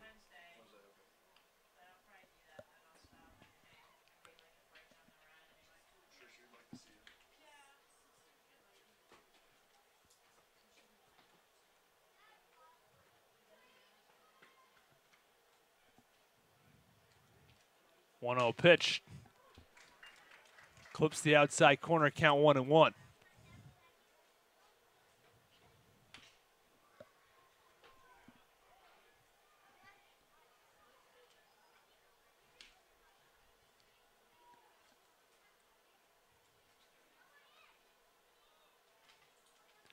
Ammons waves his bat once. Count 1 ball and 1 strike. The first 1-1 pitch misses. Throw down a second is going to get away from Lipsius and into center field. Center fielder Gorski moves in, so the runner's on second and third now with one out. A bit of a risky throw from Brad Debo, and it ends up costing him as the runners advance. Now a simple ground ball to the middle infield or a fly ball to the outfield could cut the deficit in half. Yeah, just a few errors this inning for the Mariners. Might end up manufacturing maybe 1 or 2 runs for the Whitecaps this half inning. So Ammons steps back in from the left side. Count 2-1 on the left-handed hitter. Workman leads off third. Alejo off of second. 2-0 Mariners lead in the top of the fifth. 2-1 pitch. Cut on a high pop-up foul, and now the third base side out of play. Count 2-2. Moore's going to have to dig deep here with runners on second and third. Only one out here. Maybe a strikeout of Ammons. Or maybe just something else in the infield or something. He has one pitch to use before he hits a 3-2 count. Wouldn't be surprised to see him throw something out of the zone, try to get Ammons swinging and missing. 2-2 pitch, cut on a miss with a fastball upstairs. He does just that and elevates it as Ammons swings right under it. And they're 2 away in the top half of the fifth inning. Again, another big strikeout from Mora. He's now just 1 out from getting out of this jam. Mora up to 79 pitches. And head coach Steve Englert walks out to the mound. And we'll have to see the decision here because we've seen it a number of times in which the pitcher has convinced the head coach to stay in the ballgame. That's oftentimes been with just a runner on first base. And Moore is in quite of a jam right now. He's got runners on second and third with 2 outs. A single base hit could tie this game. So I think Coach Englert wants to be 100% sure that Mora will be able to close out this inning. And he will let Mora do so. As Freeman continues to warm up in the Harwich Mariners bullpen. So runners on second and third with 2 outs. And the 3-hitter, Mike Massey, digs in from the left side. And, this is not a hitter that the Mariners want to mess around with. Massey, one of the best hitters on this Brewster Whitecaps team. First pitch. This is low in the dirt. Count 1-0. It's a big block there by Debo. Just a runner on third. We've seen the last couple of games, the catchers for both sides, the opponent and the Mariners, have done a great job Even if that ball trickles away, and if over on third, Workman gets a good jump.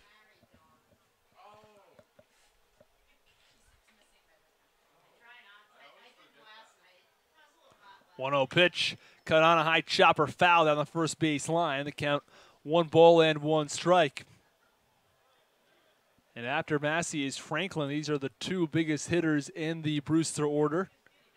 Makes sense, they're in the 3 and the 4 spots. Massey hitting .309 this season. Franklin is hitting .333.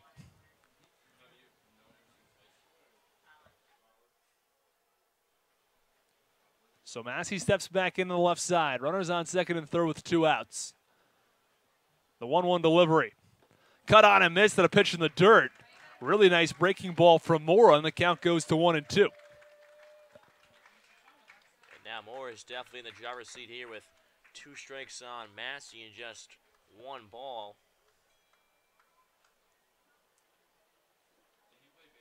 Moore will dictate the rest of this at bat unless Massey can foul off a couple tough pitches and get back to move to 2-2 or full count.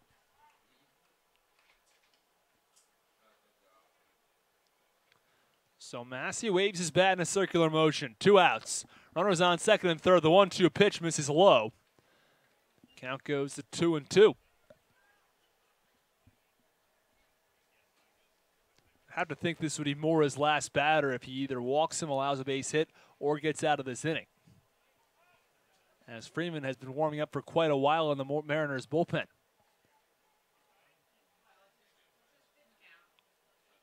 Up to 83 pitches on the evening from Mora. The 2-2 pitch is cut on. A high fly ball to deep right field. Gallen headed back to the track, to the wall. He leaps and makes an outstanding catch, robbing a home run from Mike Massey. And the Mariners stay ahead in this game, 2-0.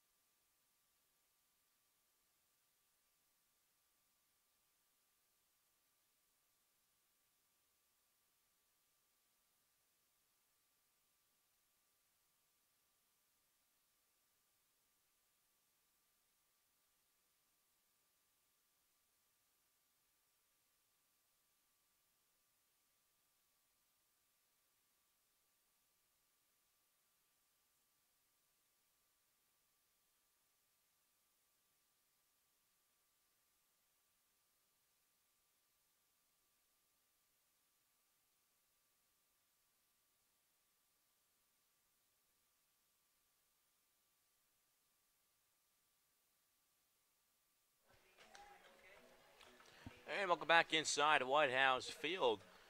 As there's a new pitcher on the mound for the Brewster Whitecaps, it is Andrew Schultz. The right-hander stands 6'4", 195 out of Loudon, Tennessee. He plays his college ball at the University of Tennessee. It is 0-2 this year with a 3.18 ERA in 5 games, no starts, 5 2/3 innings pitched, 4 hits, 3 runs, 2 earned, 9 walks, and 7 strikeouts for Schultz this season.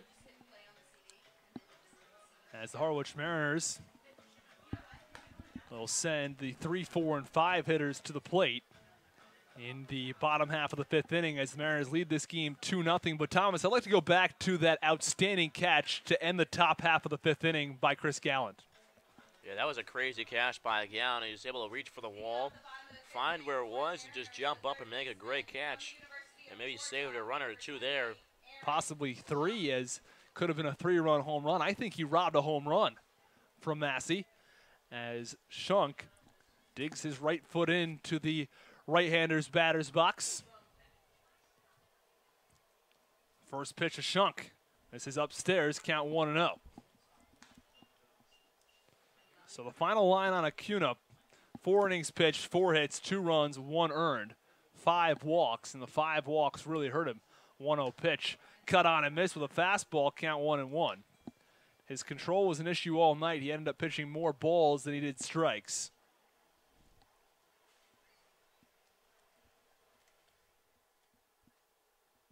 And while he allowed 9 base runners in 4 innings, he only allowed 1 earned run. So the 1-1 pitch cut on and missed from Shunk in the count 1-2. Walks were issued to Galland, Morris, Shunk, Eichhoff, and Debo. Eichhoff came around to score, and so did Morris.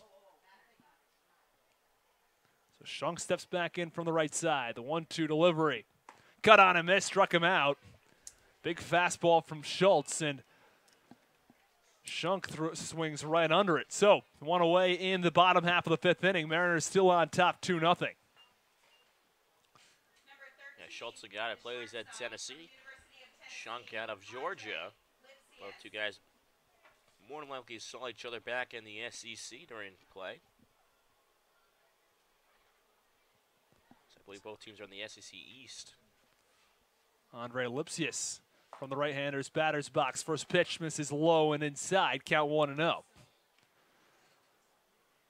we see teammates facing each other now. The 1-0 delivery. Cut on a line drive through the hole on the left side for a base hit. So a 1-out single off the bat of Andre Lipsius. And the Harwich Mariners have a runner on in the bottom half of the 5th inning, looking to extend this 2-0 lead. Yeah, definitely they can pick up another run here in the 5th. It would go a long way.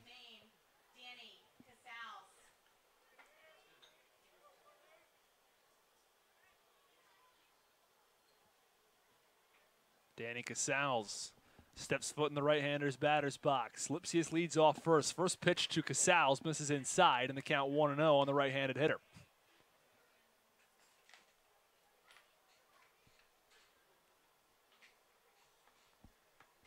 Andre Lipsius has raised his average all the way up to 296.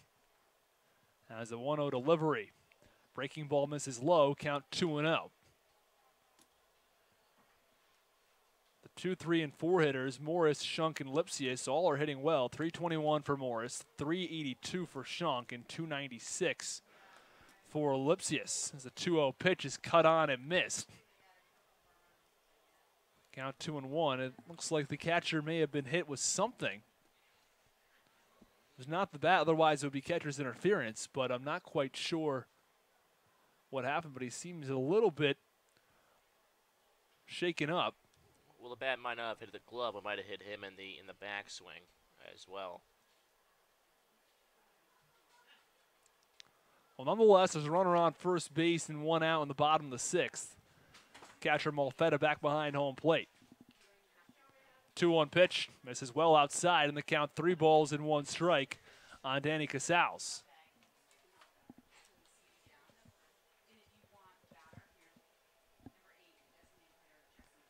And walks have been a real issue for Schultz this season. He's allowed 9 of them in just 5 2/3 innings of work. As the 3-1 pitch is fouled off in the count 3-2. Casals losing the bat there as it goes behind home plate. We've seen Casals lose the bat a couple times this season as he put some pine tar in the handle there. He's got some tape on the handle as well. I mean, I think he should have been able to really hold on to the bat without any issues. Sometimes at this point, with the humidity and everything, it can play a big factor. And if the batting gloves, some people sweat a lot more than others. It can make a big deal. And this guy swinging so hard, he really wanted that one. And actually, Jordan Green yesterday, his first swing in the BP cage, he lost the bat in the cage. So a couple Mariners having trouble with the bats so far. 3-2 pitch cut on and fouled off. Lipsius was going on the pitch. With 1 out in the bottom of the 6th inning, Mariners lead this game 2-0. Casals restraps his batting gloves and steps back in from the right side.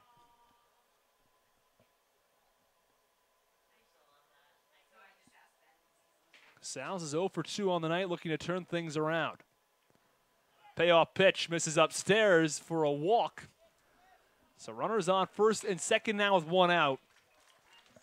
So Lipsius on first, Lipsius on second. Casal's on first as Nate Eichhoff, the left-handed hitter, will face off against Schultz.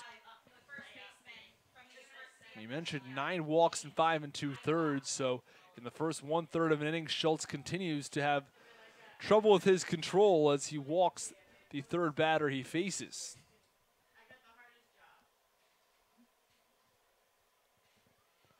First pitch to Eichhoff, runs inside, and the count 1-0. I think the same applies for Schultz as it did for Acuna.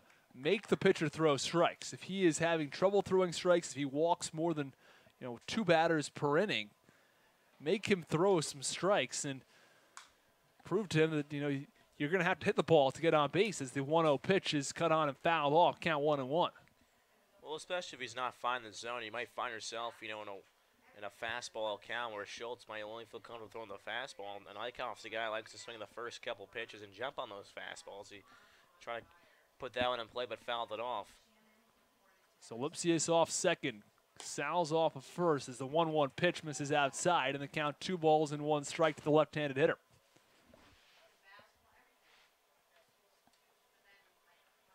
Despite the fact he's walked 9 guys, he has just a 3.17 ERA, so the walks have not played a huge role, I guess, as the 2-1 pitch misses upstairs, count 3-1.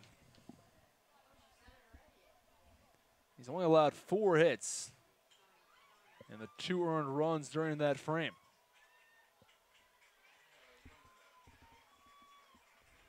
The 3-1 delivery cut on and fouled off to the press box. The count goes full at 3-2. Just a couple of feet to your right, Thomas. Hit the netting.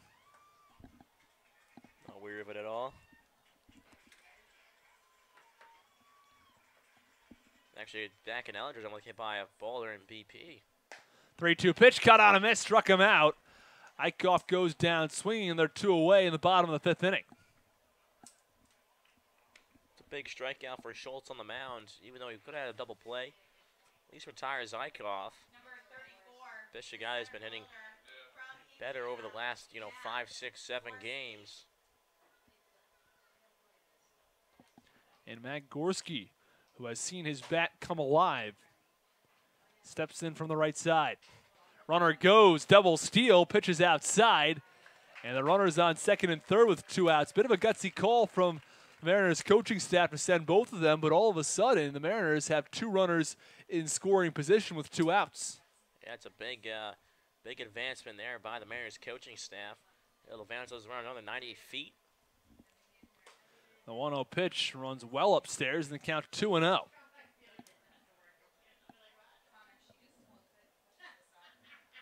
The base hit could give the Mariners 2 very important insurance runs. So it's Lipsius off third, Casal's off second. The 2-0 pitch, fastball cut on and missed. Count 2-1.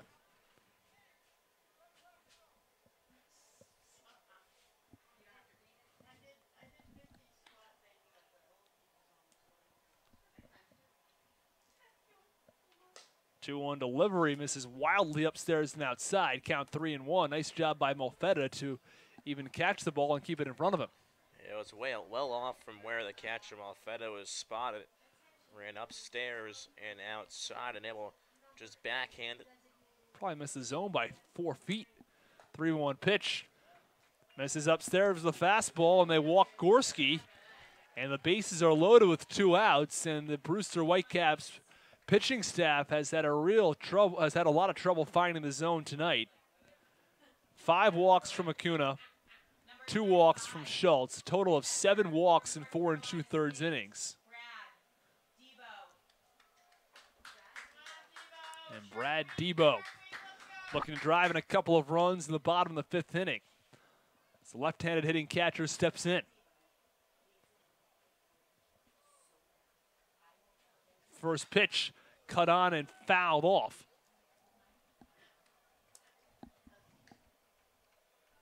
So Gorski leads off first. Casals off of second, and Lipsius off of third.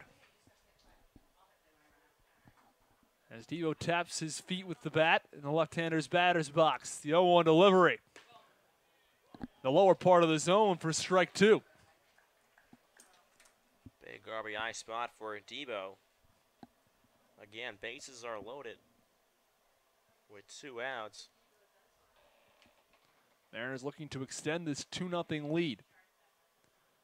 0-2 pitch, cut on, line drive towards center field. Center fielder Alejo stays right where he is and makes the catch. It was a solid piece of hitting from Brad Devo, but right at the center fielder Alejo, and that will do it for the bottom half of the 5th inning. Mariners strand 3 runners and lead this game 2-0. You're listening to Mariners Baseball on the Harwich Mariners Radio Network.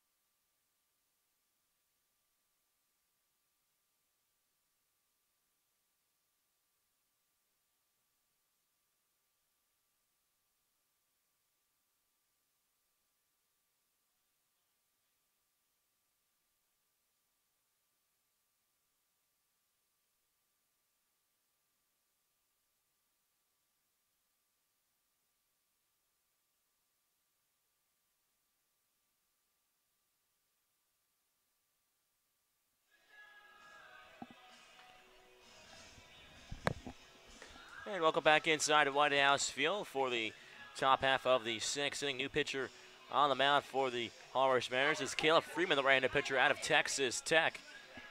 He went with a 4.60 ERA this year, 1-0 with 21 appearances, including 3 saves and 31 and a third innings pitched. And on the Cape this summer, he has only had 1 appearance. And he's pitched 2 scoreless innings, gave up 1 hit, no walks or strikeouts added to his name. Caleb Freeman, a very hard thrower. Someone who relies heavily upon his fastball, as it can be as high as the mid-90s. The Mariners have a 2-0 lead in the top of the 6th.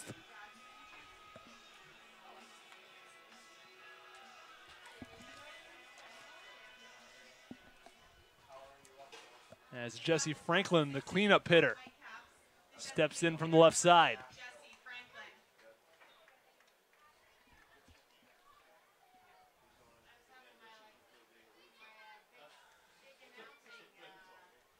First pitch, cut on a high, pop up, down the right field line. Eichhoff headed into foul territory, now gives way to Galland in fair territory, who makes the catch.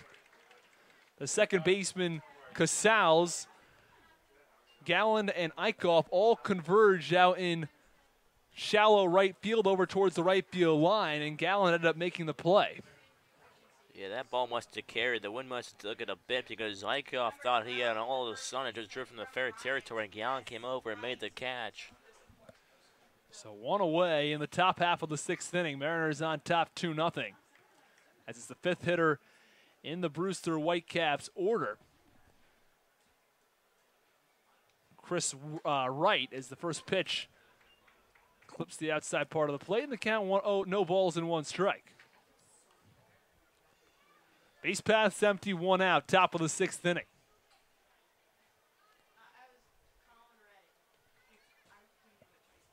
0-1 delivery.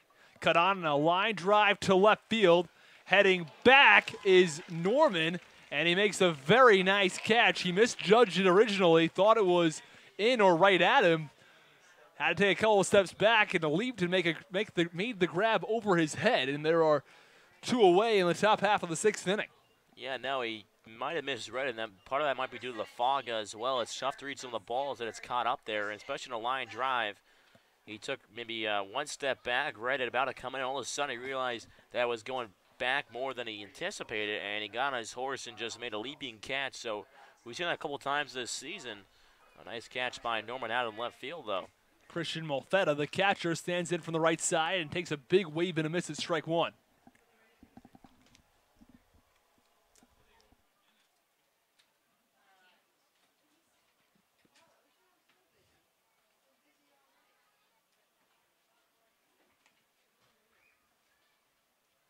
The 0-1 delivery. This is outside to Molfetta. Count 1-1. Base paths empty with 2 outs in the top half of the 6th inning.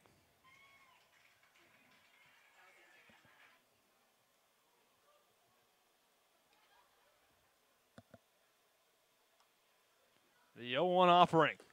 Fastball misses low in the count 2-1. And Freeman continues to throw fastball after fastball after fastball. He's not going to throw a lot of breaking balls. Hasn't thrown one yet this evening.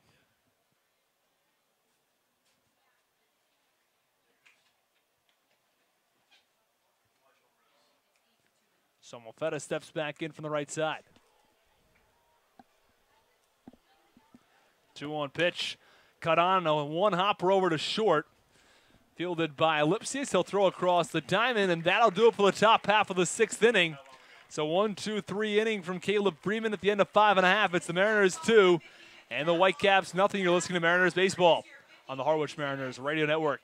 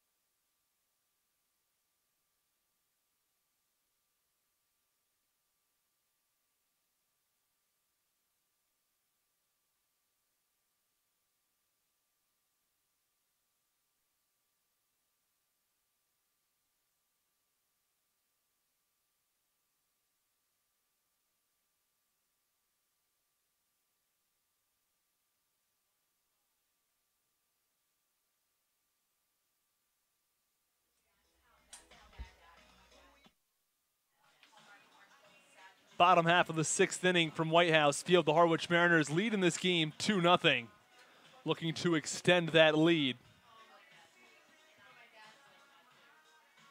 As the Harwich Mariners send Ben Norman to the plate.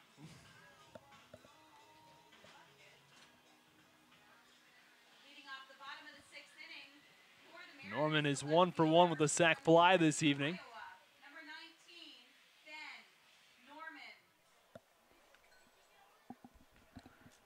Norman playing one of the 2 RBIs this evening with a sac fly back in the 4th inning. First pitch on the outside corner, but it actually misses for ball 1. Pitch looked awfully close to Ben Norman. The 1-0 delivery. Cut on a high fly ball foul down the third base line. The count 1-1. Schultz, a guy whose fastball will be around 91 to 93. The wipeout slider to right-handed hitters, but Norman a left hitter, so might come in on the hands. The 1-1 delivery to Norman. Shows bunt, pulls back, and takes strike 2. Count 1 ball and 2 strikes from the left-handed hitter. It's good to see him hitting the ball hard in this evening's ball game after he struggled a bit over the last 4 or 5 games or so. And the 1-2 pitch misses well outside, and the count 2-2. And Schultz continues to show his problems with his control. It's one thing to miss 4 or 5 inches off the plate trying to get a hitter to swing and miss. It's a totally different thing to miss 2 feet off the plate, which is what she just did. 2-2 delivery. Misses upstairs. Check swing from Norman. Motion over to third base umpire John Smorrell, who says he doesn't go around.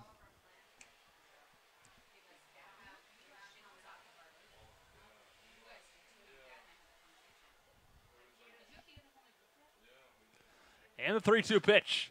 Cut on a high pop-up foul down the third base line, out of play. Count remains 3-2 on the left-handed hitter.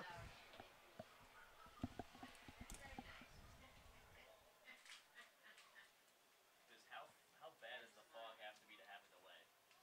Because, I mean, like in left center right now, it's pretty bad. 3-2 pitch misses low for ball 4, and Ben Norman walks, runner on first base, to lead things off in the bottom half of the 6th inning. Mariners lead this game 2-0 as Chris Gallant steps into the right-hander's batter's box.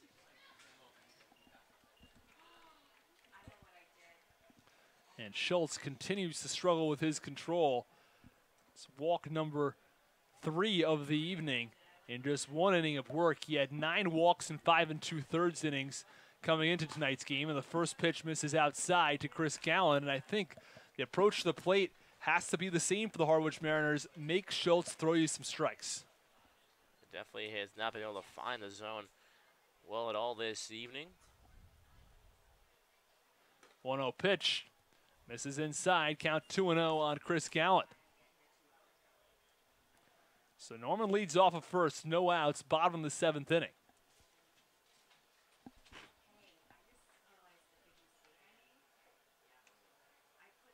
The 2-0 delivery to Gallant. Cut on, a ground ball foul down the third base line. Count 2-1. Jacob Hennessy warming up in the bullpen for the Brewster Whitecaps. And Schultz's leash has to be limited at this point. Already thrown 37 pitches. More balls than he's thrown strikes. Walked 3 batters in just 1 inning of work. 2-1 pitch. Runs upstairs and inside on Gallant, and the count 3 balls and 1 strike. We mentioned coming into this inning that he had thrown 9 walks in 5 2/3 innings, but his ERA was low at 3.17. And he didn't allow a run in his inning of work back in the bottom of the 5th, despite the fact he walked 2 batters and had the bases loaded. 3-1 pitch on Gallant. Check swing. Say he doesn't go around. The home plate umpire says hold it right there. I think Gallant will be headed back into the right-hander's batter's box. He thought he had walked, but the home plate umpire, Anthony Letizzo, says that he went around. It's an interesting call there. Especially because Gallant thought he had a walk. He was ready to jog down the first base line. He did. Well, the home plate umpire, Letizzo, never actually motioned his right hand over to make a strike call in any form. So it makes sense that Gallant felt that way. Payoff pitch, cut on and fouled off, and the count remains 3-2. So he works Schultz further in the bottom of the 6th inning. Gallant, the leadoff hitter in the order, who will be followed by Morris, who's 1 for 2, Shunk, who's 1 for 2, and Lipsius, who's 1 for 3. The order only gets tougher from here for the right-hander pitcher, Schultz. Payoff pitch, cut on and missed, and a fastball struck him out. So Gallant thought he had walked, was called back by the home plate umpire Letizzo, and ends up striking out at a fastball up and out of the zone. So there's 1 away in the bottom of the 6th inning. Number 10, the designated hitter. It's a big strike by Schultz as well as the leadoff man was on. At least get 1 out here, and now just maybe a double play out from getting out of this inning, but a lot can still happen, and that out might help him along down the road in case he does get into trouble. First pitch to Morris misses outside. Count 1 ball and no strikes.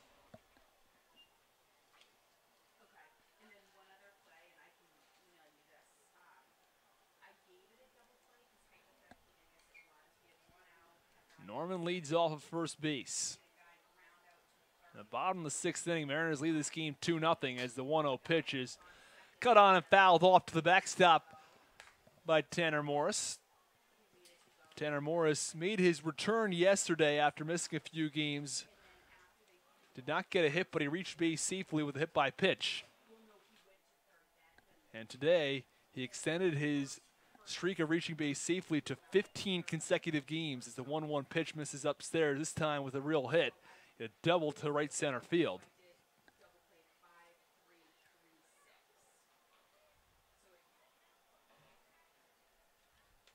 Morris steps back in from the left side. One out in the bottom of the sixth. The 2-1 pitch is cut on and missed, and the count goes even at 2-2.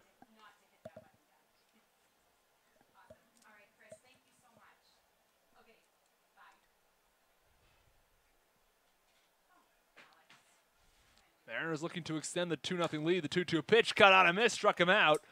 Morris goes down on a high fastball.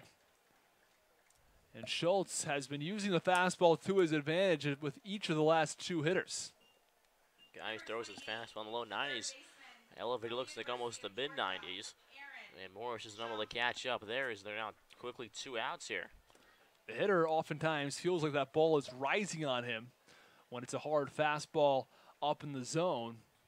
They think it's lower, and then it sort of looks as if it goes up. It's an optical illusion. The ball cannot actually rise because it's coming from a higher position on the pitcher's mound than it is coming to home plate. As the first pitch to the 3-hitter Aaron Shunk is a breaking ball cut on and missed, count 0-1.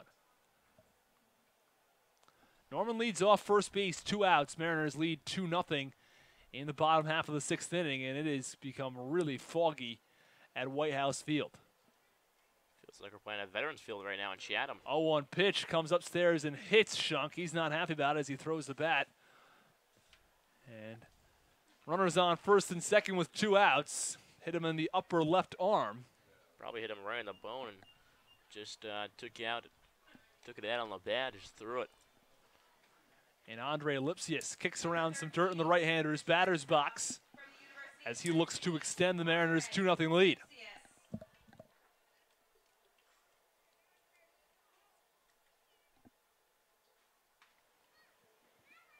So Norman leads off of second. Shunk off of first. In the bottom of the sixth inning, first pitch to Lipsius misses low for ball 1, and the count 1-0. So that one was not a walk issued to Shunk, but it is the 4th free pass from Schultz in just an inning and 2/3 of work. 1-0 delivery misses low into the dirt, count 2-0, and 4 of his 5 outs have come via the strikeout. So it shows he has good stuff. He just has had trouble commanding it.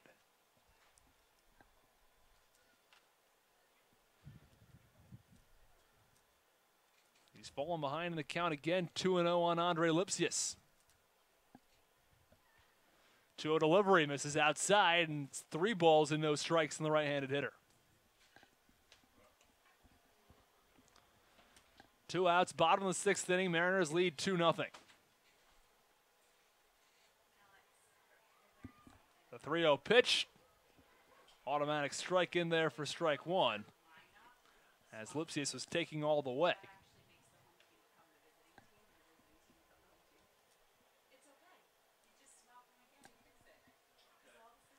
3-1 pitch, runners going.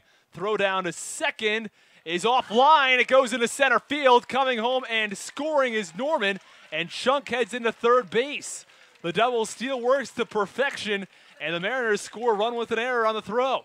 It was actually a ball forward, just threw down to second was Malfetta. I think he just forgot what the count was, so he didn't need to throw down to second, and it ends up getting into the outfield. Well, the runner's on first and third now with 2 outs, and I'd have to think this will do it for Schultz. Pitches an inning and 2/3, walks 4, hits a batter, and just struggles with his control throughout his entire performance. So Schultz walks back towards the dugout, and the new pitcher for the Brewster Whitecaps. Jacob Hennessy warms up. We'll step aside. Runners on first and third with 2 outs in the bottom of the 6th inning. Mariners lead this game 3-0. You're listening to Mariners Baseball on the Harwich Mariners Radio Network.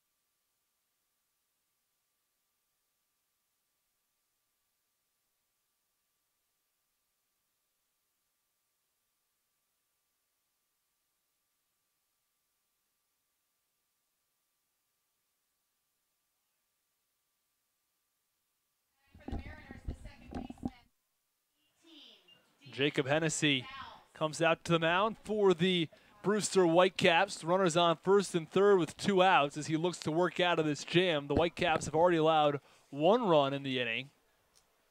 The Mariners threatening to add a couple more. First pitch to Danny Casals runs inside on the right-handed hitter, and the count 1 ball and no strikes.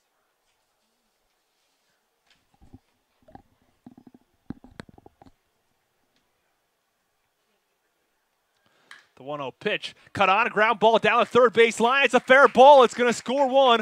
Rounding second is Lipsius. He's headed into third base. He's rounding third, and the throw to the plate is not in time. A 2 RBI double off the bat of Danny Casals, and the Mariners lead this game 5-0. As I said before, Danny Casals continues to rake at the plate and just flexes his bat right here with a big 2 RBI double, which now widens the margin to a 5-0 lead. And stepping in from the left side is Nate Eichhoff from the Harwich Mariners. Have not totally blown the doors open, but they've given themselves a comfortable lead in the bottom half of the 6th inning as they lead this game 5-0 and are still threatening. So Schultz is now charged with 3 runs, or 4 total runs, as the first pitch in there for strike 1.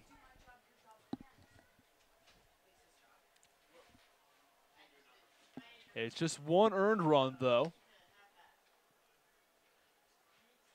as there was an error with the runners going as the 0-1 pitch is cut on, chopped over to first. First baseman right field. He'll step on the bag, and that'll do it for the bottom half of the 6th inning, but not before the Mariners tack on 3 runs and lead this game 5-0. You're listening to Mariners Baseball on the Harwich Mariners Radio Network.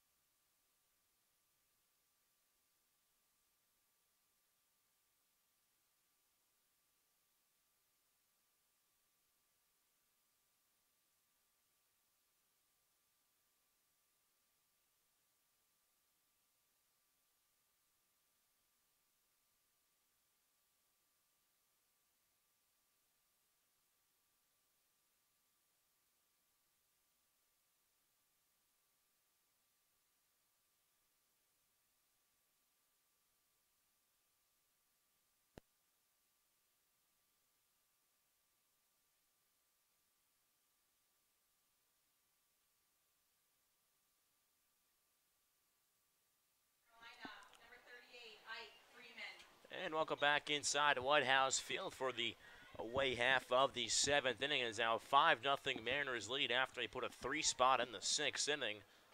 Caleb Freeman back on the mound for another inning of work for the Bears after he pitched a scoreless 6th inning. He'll face off against the number 7 hitter Ike Freeman, the shortstop this evening.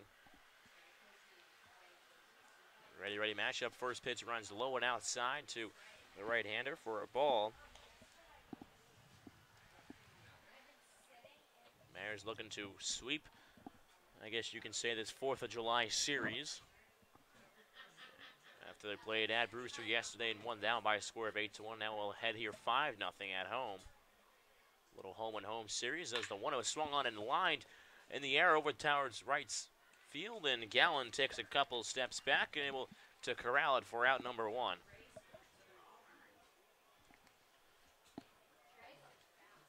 Good contact there by Freeman. McGowan able to move a couple steps back and secure it for the first out. As again, the fog continues to roll through White House Field. Yeah, very thick fog at this point, especially out in center field. It's tough to see much of anything. I can see the yellow fence post, but I can't really say anything beyond that. It's going to be tough for the outfielders as the game progresses on with 1 out in the 7th inning, and as Brandon Wolf. Fastball runs up and inside on the left fielder. And the forecast only shows that it will be cloudy tonight. No rain in the forecast. Tomorrow there is rain in the forecast. Thunderstorms throughout the morning and afternoon. The 1-0 Wolf was cut on a miss. He took a big swing at that one. Was able to catch up to the fastball up in the zone by Freeman. So Canavan's back up at a 1-1 strike on the right-hander. Here with 1 out, nobody on. Top 7, 5-0 Mariners lead. Freeman comes set from the stretch. The 1-1 pitch is swung on and popped out of play as Debo took his mask off, but realized he didn't have a chance as it reached the seat. So count is 1-2 now on a Wolf.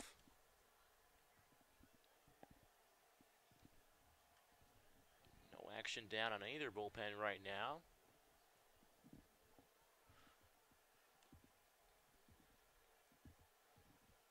Wolf digs in from the back of the right-hander's batter's box. The 1-2 pitch is swung on and chopped off home plate over towards the third base side. Fielding as Shunk comes around and throws across his body over towards first base side. But Wolf is safe over there as Eichhoff had to come off the bag just a bit. Nice job by Wolf there, running the ball out down the first base line as Aaron Shunk had a very high chopper to deal with. Down the third base line, he had to charge in on it. By the time he got there, there was not going to be a play at first base, whether it was on line or not. So Wolf has himself a base hit. So with 1 out, Wolf stands on first base with the left-hander Gage Workman facing off against the right-hander Freeman.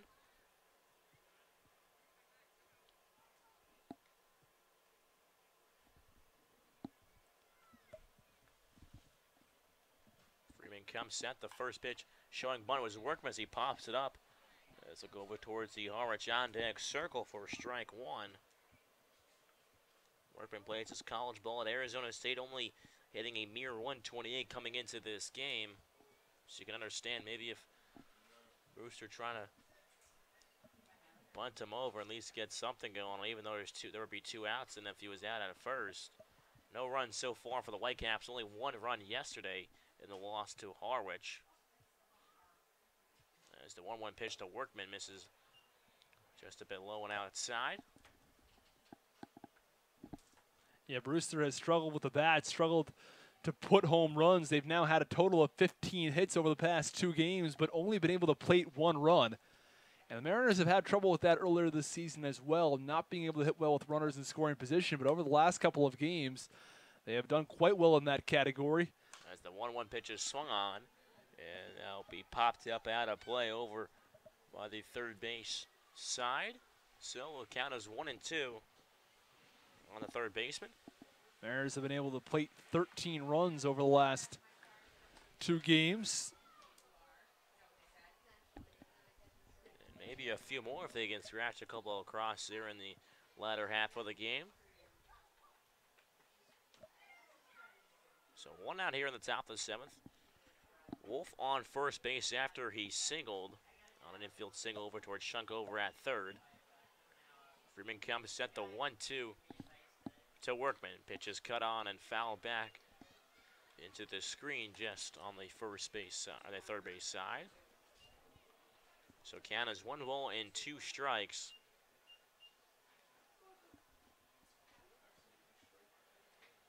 The fog only continues to thicken. With the lights, I mean, that helps at least a little bit, but I mean, without the lights, I'm sure it would be basically unbearable. There's also sunset here from White House Field as the 1-2 pitch is in the dirt, and he'll get away from Debo. Advancing towards second is Wolf. So runner on second now with 1 out.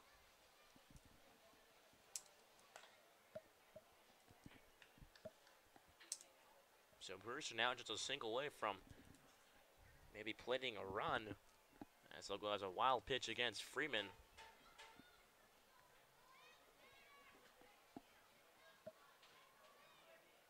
So 2-2 count on the 9-hole hitter Gage Workman. Wolf off of first after he singled, and then just the last pitch, a wild pitch. With 1 error, the 2-2 pitch comes up and inside for a ball. Count runs full now on the third baseman. And Freeman has really relied upon that fastball on almost every pitch. And because he relies upon the fastball so frequently, means the hitter is looking for the fastball. So if he's able, when he does mix it up, makes a pretty big difference. The hitter is really off balanced. Gozal's over towards second, moves back. Now it's a 3-2 pitch, swung on and missed, and down on strikes goes Workman, and that's a big out, number 2. Believe it or not, that is the first strikeout that Freeman has recorded. Number 22, the center fielder from the University As of Freeman Central picks up Florida, his first strikeout, Ray stepping in and Alejo. from the top of the order now is Ray Alejo, the speedy center fielder out of UCF. And again, with someone with a fastball in the mid-90s, you'd think that he'd be striking out everybody. But through 3 2/3 innings of work, that is his first one. So it's 2 outs, runner on second as a over-the-top curveball just misses the outside corner for a ball on the center fielder. Back in college, he had 31 strikeouts in 33 innings. From Texas Tech.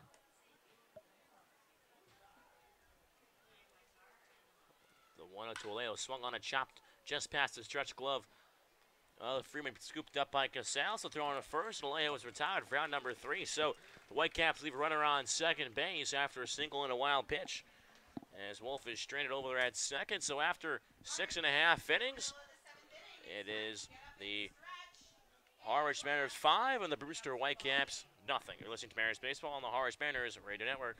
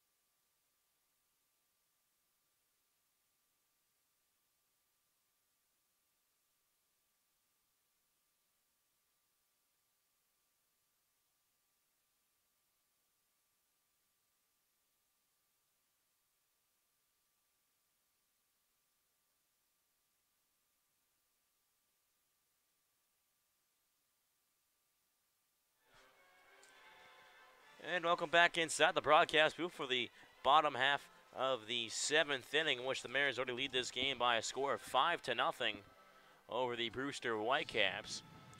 As the 7th inning stretch has been completed. And standing in is Matt Gorski, 7-9, due up for the Mariners this half inning. Gorski's already 1 for 1 this evening. He's recorded a walk and a sac fly after he doubled back in the 2nd. He actually reached on the sacrifice bunt back in the 4th as the first pitch is swung on a line over a leaping second baseman's head, Massey, into center field as Gorski looked to almost take 2 bases there, see how the center fielder Alejo would have played it, but Alejo came in pretty quickly and threw it back in. So Gorski's on with a leadoff single here in the bottom half of the 7th inning. And Gorski remains red hot at the plate. That is his 3rd time on base this evening. 2nd base hit of the game. So with somebody who was struggling just a few games ago, and now that he's found his groove, he is getting a lot of hits. So with Gorski on first base, it is the catcher Brad Debo as Hennessy throws a curveball that comes a little up and tight. Debo just didn't snap down enough.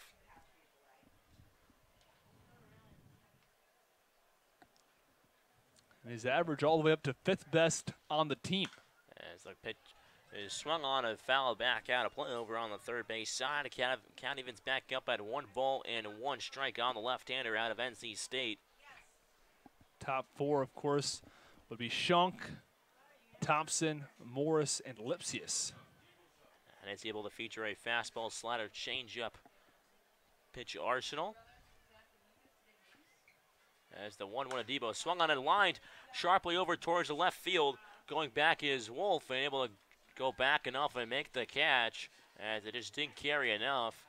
As Gorski will retreat back to first base as there is 1 out as the fog continue the thickens here from White House Field. A nice play out in left field by Wolf to fight through the fog. I lost that ball for a half second in the fog, so he did well to make that catch and stay with it.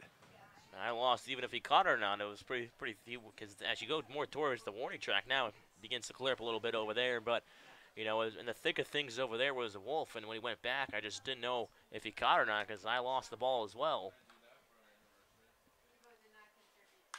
As the first pitch to Ben Norman is popped up over on the hill over on the 3rd base side. Norman, another one of those guys who is hitting well as of late. Reached base twice tonight, also added a sacrifice fly. A quarter single in the 3rd and a walk in the 6th, including the sac fly back in the 4th. So Norman's done well from the plate tonight as the 0-1 pitch bounces in there, heading towards second as Gorski. The throw down is not in time from Malfetta, as that will go down as a wild pitch against Hennessy. Outstanding base running from Matt Gorski. He realizes the pitcher's in the dirt. The second that ball bounces in the dirt, he's off. And there was no chance for the catcher Malfetta to throw him out at second base because of his outstanding speed. So using that speed to his advantage, and he finds himself in scoring position now with 1 out. And that's the thing about it. You can be the slowest guy in the world and still be a good base runner. Just being able to read a pitch in the dirt and advance another 90 feet as the 1-1 pitch is swung on and chopped over towards the first base side. Scooping up his right. He'll roll over on the first and make that 3 unassisted by Wright over there at first with 2 outs here in the home half of the 7th inning. 5-0 Mariners lead. As advancing another 90 feet is Gorski. And that wild pitch is big because it could have resulted in a double play, but instead it's just a fielder's choice. And in tonight's game, an interesting statistic is that the Brewster Whitecaps the pitching staff has walked 9 batters. Chris Gallen, one of those 9. Every single hitter on the Mariners, one of those 9. First pitch, curveball to Chris Gallen's in there for a strike. Should be not a fielder's choice, just a ground out. As you said before, Chris Gallen is just a guy that hasn't really been able to get things going, but he has reached base, last couple games on a few walks. He walked once already back in the 4th. Everybody on this team has exactly one of those. As the 0-1 is swung on and flat over towards shallow right center field, Ammons able to stroll over and make the catch. So after 7 innings from White House Field, the Whitecaps still trail the Harwich Mariners by a score of 5-0. You're listening to Mariners Baseball on the Harwich Mariners Radio Network.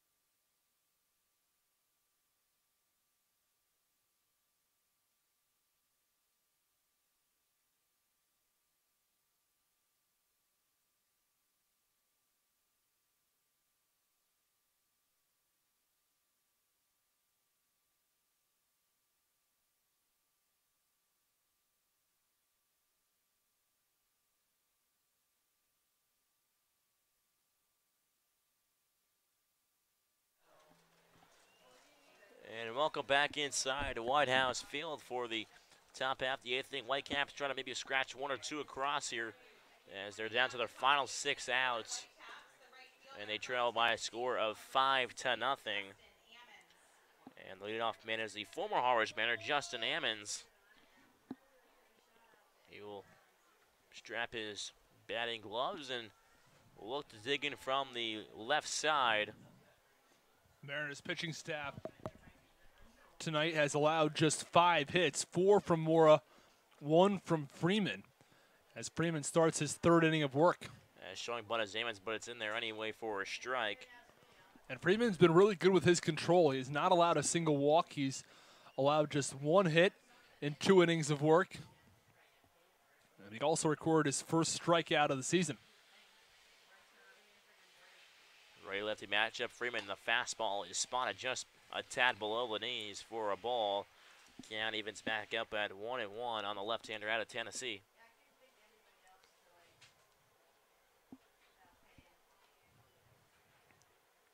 Ammons so far came into this game with a going 5 for 21, 238 average. So far this evening is 0 for 2 with a walk, as the 1-1 is swung on a high pop over towards the bullpen area and losing it, and maybe slipping a bit where there was Norman as he headed toward the gravel area down there on the left field line. He might have lost his footing or lost the ball.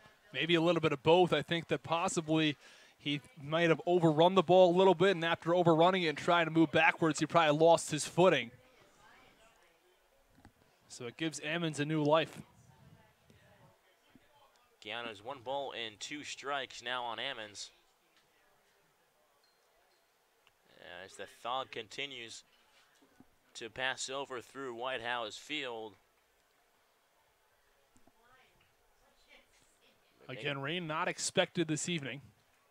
It makes the Cape League extremely special because it's one of the very few leagues where there can be a fog delay as the 1-1 is swung on and it just popped over towards the first base bleachers side. They'll do it again at 1 ball and 2 strikes. Most special part about the Cape League, of course, has to be the outstanding caliber of players that we see up here.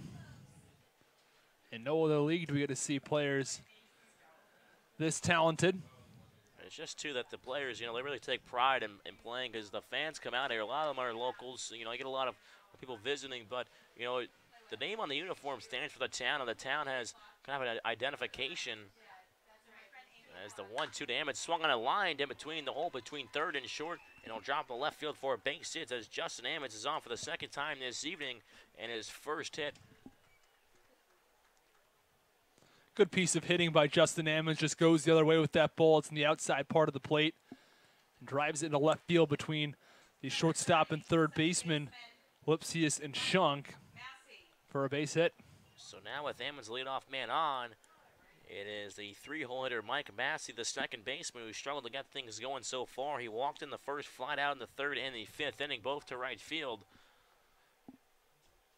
He came with a .313 average, but it might take another dip here.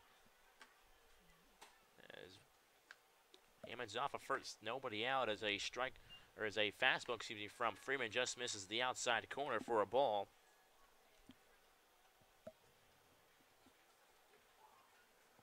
Tapping home plate twice is the second baseman, Massey. Massey had a home run robbed early in this game by the right fielder, Chris Galland. As the one is swung on a line hard on the ground towards Shunk. Shunk spins and throws towards second. Gets over there, Casals. Casals was back on the first, but not in time. And it's being the throw as Mike Massey. But again, another hot shot over there at the hot corner at third. Shunk will turn and throw to get the lead runner, Ammons, over at second base. And almost a nicely turned double play there, but just beating it out was Massey.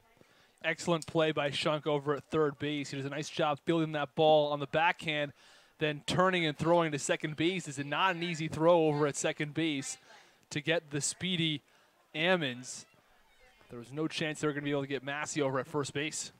So with 1 away, Massey's over on first base, and is the cleanup man, Jesse Franklin, the designated hitter. He's also over 3 this evening. 6 hits for the Whitecaps so far. First pitch misses for a ball on the left-hander.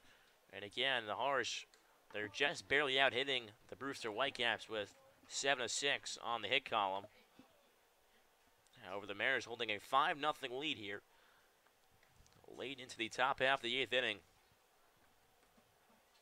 Freeman comes set, right-lefty matchup. The 1-0 is swung on a high pop-up over towards shallow left center field. Norman moving back, zigzagging, able to make the catch. He came in, all of a sudden moved back a couple steps. And Norman's had a tough time tracking each of the last 2 pop-ups, and I'm sure that this fog has played a big role in that. You know, you're oftentimes losing the ball, finding the ball, and then losing it again, and trying to figure out exactly where that ball is going to drop. Just trust that you're going to be able to see that ball at the last second when it comes down. So with 2 outs, runner on first, it is Chris Wright, the first baseman out of Bryant. Bryant, one of those top teams in the Northeast, including Northeastern. Bryant, those 2 teams have been able to, and UConn as well. Those teams have been in the tournament the last couple of years, and Bryant in the Northeastern Conference, the NEC. First pitch misses outside for a ball.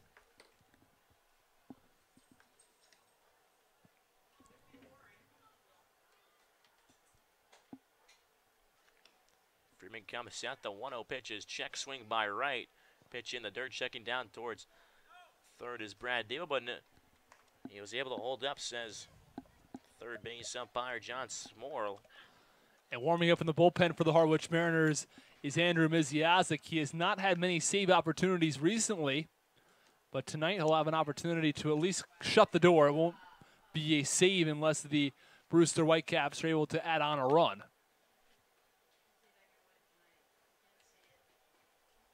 2-0 count on Wright. Massey off of first. The 2-0 pitch. Pitch runs fastball outside. Count runs to 3 balls and no strikes on the first baseman.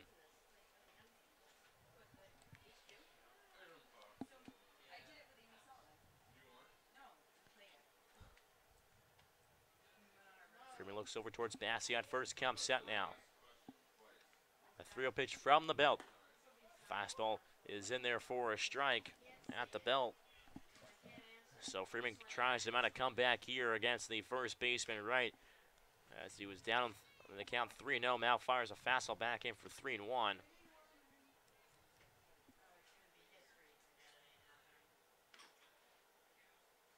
The 3-1 pitch to Wright. Pitch is spotted low and outside. Debo was a good pitch as he held there for a couple extra seconds, but doesn't get the call, and now Wright is on with a walk-in. Advancing to second is Massey. So now 2 men on with 2 men out here in the top half of the 8th inning. 5-0 Mariners lead. Yeah, good frame job by Brad Debo. Just a little bit low, trying to pull that ball up, and the Mariners catchers are actually working on that pitch in warm-ups before the games, using the weighted ball and making sure they can pull the ball up, making sure it looks like a strike on the lower part of the zone. So now with 2 outs, still was Christian Malfetta, the catcher.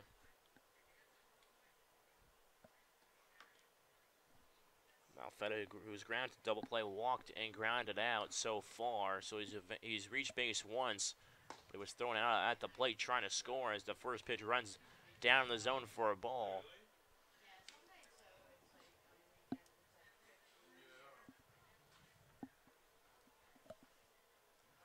Malfetta plays his college ball over in Stanford, only hitting a mere 129 coming into this game for the Cape League season.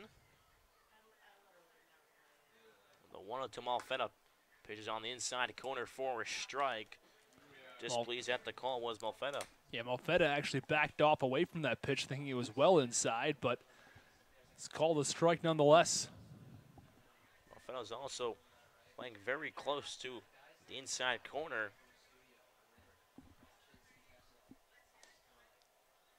Freeman looks back. Massey at second. The 1-1 pitch is cut on and missed by Malfetta. Count is 1 ball and 2 strikes now.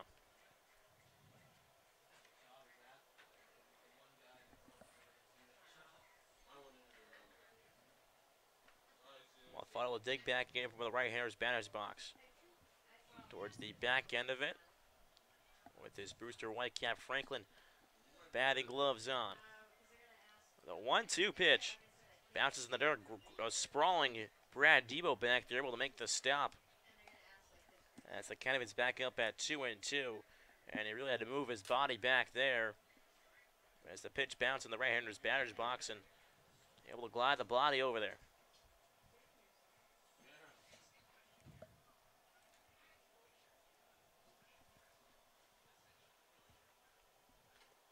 Two balls and 2 strikes is the count. Runners on first and second with 2 outs in the top of the 8th. 5-0 Mariners lead. The pitch is lined over towards second base. Casals diving out there. Throwing from his body on the ground is in time. And Danny Casals lays out and able to make the grab there and throw on to first from his knees. And a spectacular play by Danny Casals ends the top half of the 8th inning. So after 7.5 innings, the Mariners still lead of 5-0. Listen to Mariners Baseball on the Harwich Mariners Radio Network.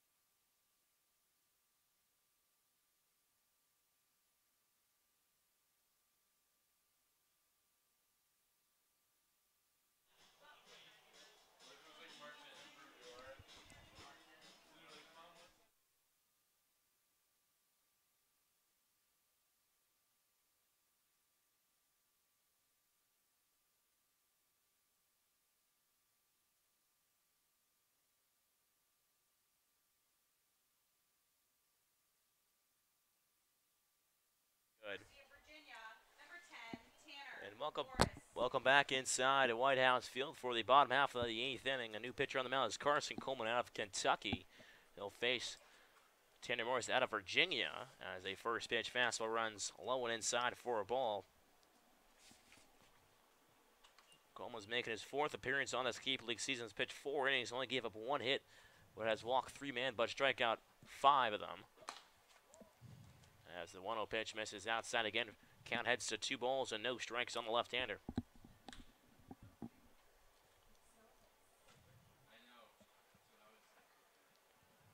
The 2-0 to Morris, bounces in the dirt for a ball.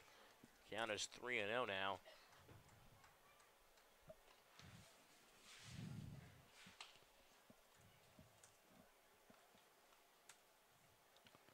Coleman, not someone, excuse me.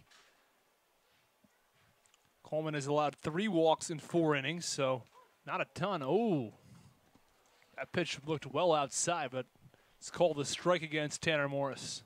As Morris already tossed the bat, but he'll have to go retriever now and head back to the left side. As the count is 3 balls and 1 strike.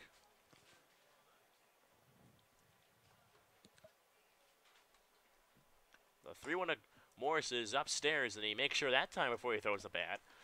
And held down to first base with a leadoff walk here in the bottom half of the 8th inning. 10 walks now issued by this Brewster Whitecaps pitching staff, and that's totally unacceptable from a pitching standpoint. You've only allowed 7 hits to the Harwich Mariners bats, but if you're allowing an additional 10 base runners, plus they also hit Aaron Shunk, you know, it's going to be very, very difficult to win a game when you're, you know, allowing 11 additional base runners.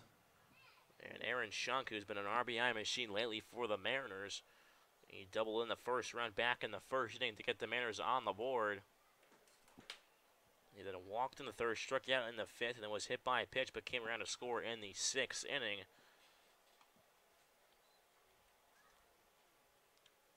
So far he is 1 for 2 with a run, an RBI, a walk, and a strikeout. So he really has filled out the box score quite nicely this evening.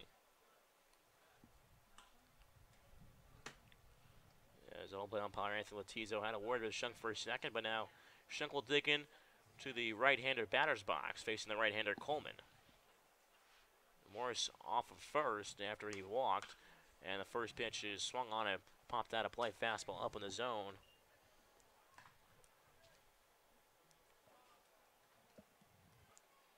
So Morris off of first with no outs here in the bottom half of the 8th inning. 5-0 Mariners lead. Andrew Miziaza continues to warm up in the Harwich Mariners bullpen.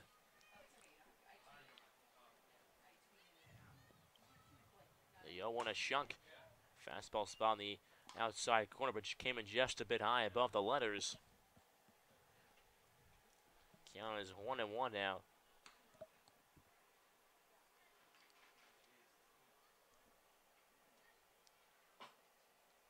Righty matchup. The 1-1 pitch to Shunk is swung on, and just getting a piece of it was Shunk as he fouled it off the edge of the barrel. Count is 1-2 now on Shunk.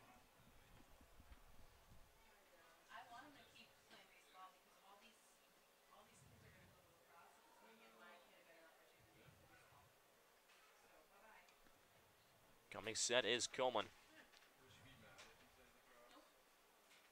The 1-2 to Shunk. Pitch is fouled back again into the backstop, and they'll do it again at 1 ball and 2 strikes. Shunk again has extended his hit streak to 8 games with a double back in the first inning. And he also extended his RBI streak to 7 games. And that also came back in the first inning as part of that double.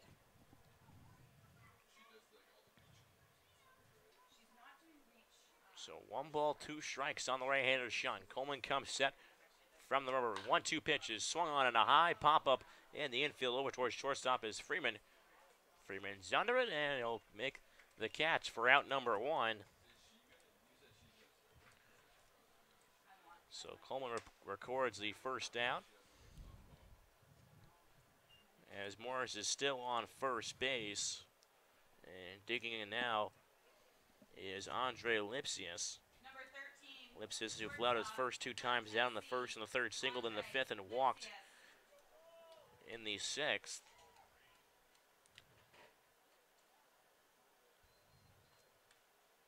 After his walk, was a bit of miscommunication over in the 6th inning when the catcher Malfetto threw it on a second, even though it was a walk, and advancing and scoring was Norman as the first pitcher. Lipsius misses down below the knees for a ball.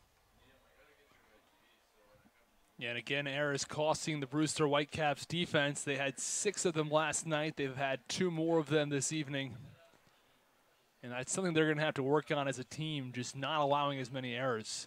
The 1-0 pitch to Lipsius is fired on the outside corner for a strike count. If it's back up 1-1 on Lipsius. You can't be allowing 3+ errors in each game being and expect to win any number of those games. As the 1-1 Lipsius pitch gets away from Malfetta, and he'll head back to the screen, and the head off his mitt. So it'll go as a pass ball because he could have had a chance to make it, but unable to nab it up in the air. So advancing towards second now is Morris.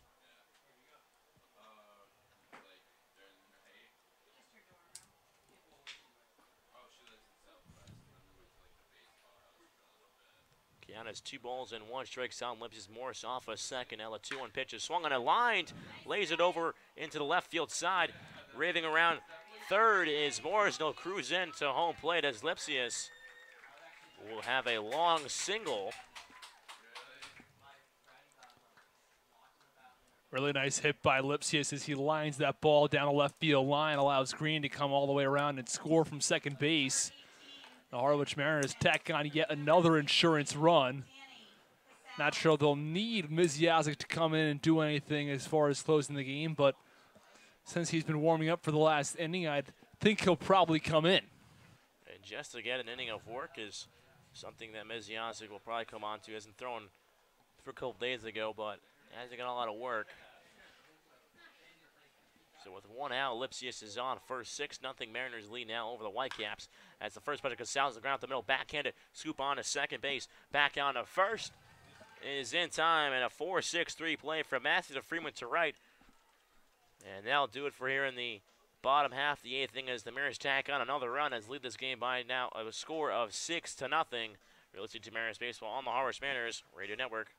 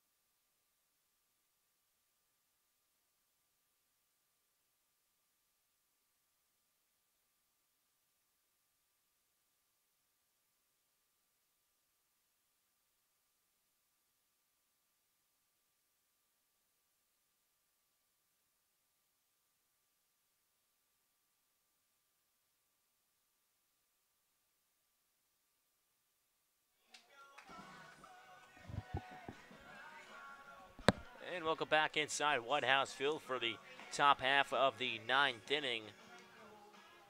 It is the the pitcher Andrew Mizyazik. He's come on now, the left-hander, the southpaw, on for Caleb Freeman. Freeman pitch a nice game so far.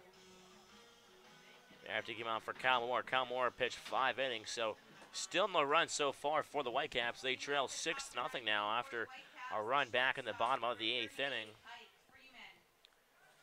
And so starting things off for the Whitecaps in the away half of the 9th inning is Ike Freeman, 79, due up for the Whitecaps.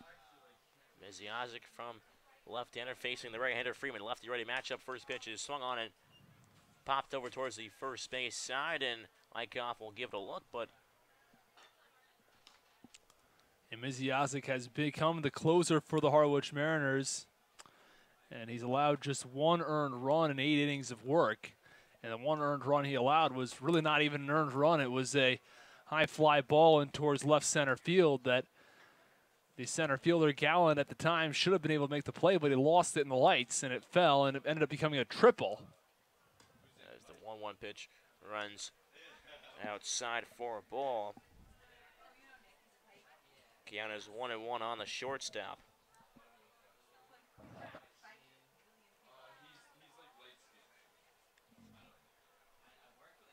From the windup, the 1-1 pitch is cut on and missed. Mizyazik took something off on that one. As he's ahead in the count now, 1 ball and 2 strikes. Mizyazik last pitch against Chatham. Back here a few games ago, he pitched a scoreless ninth inning, including a walk and a strikeout. As the 1-2 is slowly chopped over towards the on-deck circle on the Brewster Whitecaps side, and they'll do it at 1 ball and 2 strikes.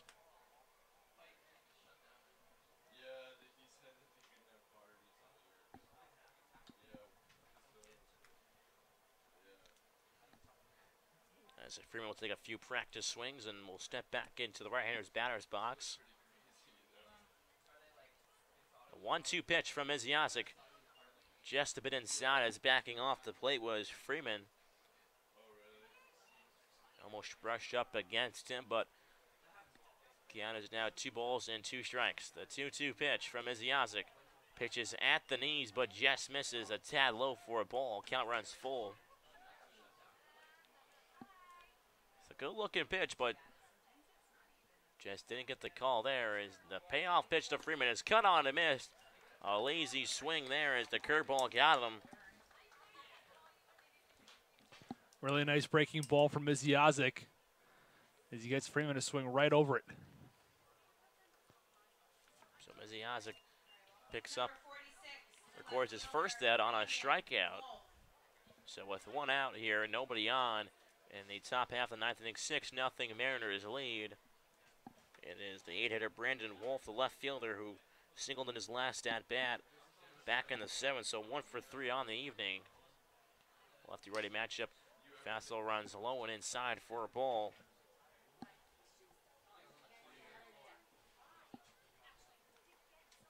Misiasic working quickly here as he fires the 1-0 is a high fly ball over towards right field. Galland is able to track it down, and he camps under it for out number 2. The Mariners pitching staff tonight has been outstanding. They've allowed just 6 hits, and no matter who it's been, whether it's been Mora, who had 5 really solid innings to start things off, or Caleb Freeman, who came in after that, and now Misiasic, this team has been able to this pitching staff has been able to mow down these Brewster Whitecaps hitter one after the next. So with 2 outs, the Whitecaps are down to their last out here in the top half of the 9th inning. 6-0 Mariners lead. And the first pitch is swung on a high fly ball over towards the left field corner. Looking back is Norman. And looks like it was foul. Yeah, it was awfully tough to track in the fog. I think the umpires had an awfully tough time seeing whether that ball was fair or foul, but the left fielder, Norman, tracked the ball all the way over towards the foul pole and then into foul territory, and I think by at least the positioning of the fielder, they see it went foul. So it just tells towards the end, and his Gage Workman he was already around second base, and then now he'll have to head back to home plate as he takes a few practice hacks here. Well, it had the distance. He was not totally wrong in at least starting his trot, but ends up tailing foul. As the 0-1 to Workman, curveball is on the outside half for a ball. Count of it's back up at 1-1, and he was almost running it out like, not really a home run shot, but almost like he was trying to get extra bases. He wasn't sure, but it did have the distance. As the 1-1 to Workman, fastball runs well up and outside for a ball. So 2 outs here, nobody on. Whitecaps trail 6-0 here in the top of the 9th inning. Oh, it's been a foggy night from White House Field. First time this year that the fog has rolled in as a 2-1 Workman is swung on and popped up and out of play. So looking up at the upcoming schedule, we'll be in YD tomorrow, 5 o'clock start time, and then in Chatham on Saturday. Home against Catuit Sunday here, game at 5:30, and then on Monday home again against Hyannis before another 2-game road trip in Orleans on Wednesday after the off day on Tuesday, and Thursday at Brewster. 2-1 the count on Workman. Should be 2-2 pitch. Runs just a bit below the knees, so count is full on Workman as he tries to prolong this game here in the top half of the 9th inning. The payoff pitch is swung on a high fly ball over in the foggy area towards left center field. Going back is Norman at the warning track, and he's able to make the catch. And now our Tyler Workman, as that will do it from White House Field, as the Whitecaps fall to the Harwich Mariners by a score of 6-0. And It was a pretty good pitching performance tonight, not allowing a run this inning from against the Whitecaps. Yeah, really impressive series overall from the Harwich Mariners with the home and home. They score 14 runs versus this Whitecaps team, allowed just 1. Going back to yesterday, Baum pitched quite well. The entire pitching staff has had an outstanding couple of games. Mora came in tonight. He was outstanding. 5 innings, allowed just the 1 earned run. And then he hands it off to Caleb Freeman. Freeman was outstanding. He pitched his fastball located very, very well for the Harwich Mariners. And then Miziaza came on nicely for the close, and it was flawless. Yeah, great outing from all the pitchers that pitched tonight. Also, the bats came alive as well and able to score a few runs. That's right. Every single player in this Harwich Mariners batting order walked, which was outstanding. And then a couple of guys walked twice. And Aaron Shunk was hit by a pitch. So again, if the Whitecaps are going to give out 10 free passes via walk and then add another one with a hit by pitch, you're not going to stay in the game like that. You're going to lose a lot of games when you're walking that many players and issuing that many free passes. It's just not going to work out well. On top of that, the Mariners had 8 base hits. So they had the hitting going, and they got a lot of free passes from this Brewster Whitecaps pitching staff, and they took advantage of it, ended up scoring a total of 6 runs tonight. It was a great sign to see with the bats working well, the defense exceptional, batting the fog out there in the outfield. And again, the pitching, hitting finally coming around, as today was another one of those complete games that we've seen from the Mariners this season. Not a lot of games like that, but tonight it definitely felt like one. So we'll have to see if the Mariners can keep things rolling. If they've now won 2 in a row after losing 3 in a row before that. So now move back over 500 with 11-10-1 record, as we have now reached the halfway point in this season. So we've gone through 22 of the 44 regular season games. And it's going to be important how the Mariners do for tomorrow's game versus YD, and then afterwards versus Chatham. They're playing 2 very good teams. Not that you want to take this Brewster team lightly, but they are just 4-16 this year, so they're really, really struggling. I'd like to see how the Mariners do now against a team that's found success like YD, who the Mariners have not yet beaten this season, or a team like Chatham, who the Mariners have also struggled against. So we'll have to see how the Mariners are able to do against those 2 teams. So that will do from White House Field. I'm Thomas Cincerella and my broadcast partner Austin Rooney, in which the Mariners defeat the Brewster Whitecaps by a final score of 6-0. We'll see you in YD tomorrow at 5 o'clock. Pregame show starting at 4:45. Don't forget to stay tuned and find the on YouTube the video Mariners Minute with the postgame recap. And that'll do it. I'm Thomas Cincerella and Austin Rooney again. We say so long from White House Field.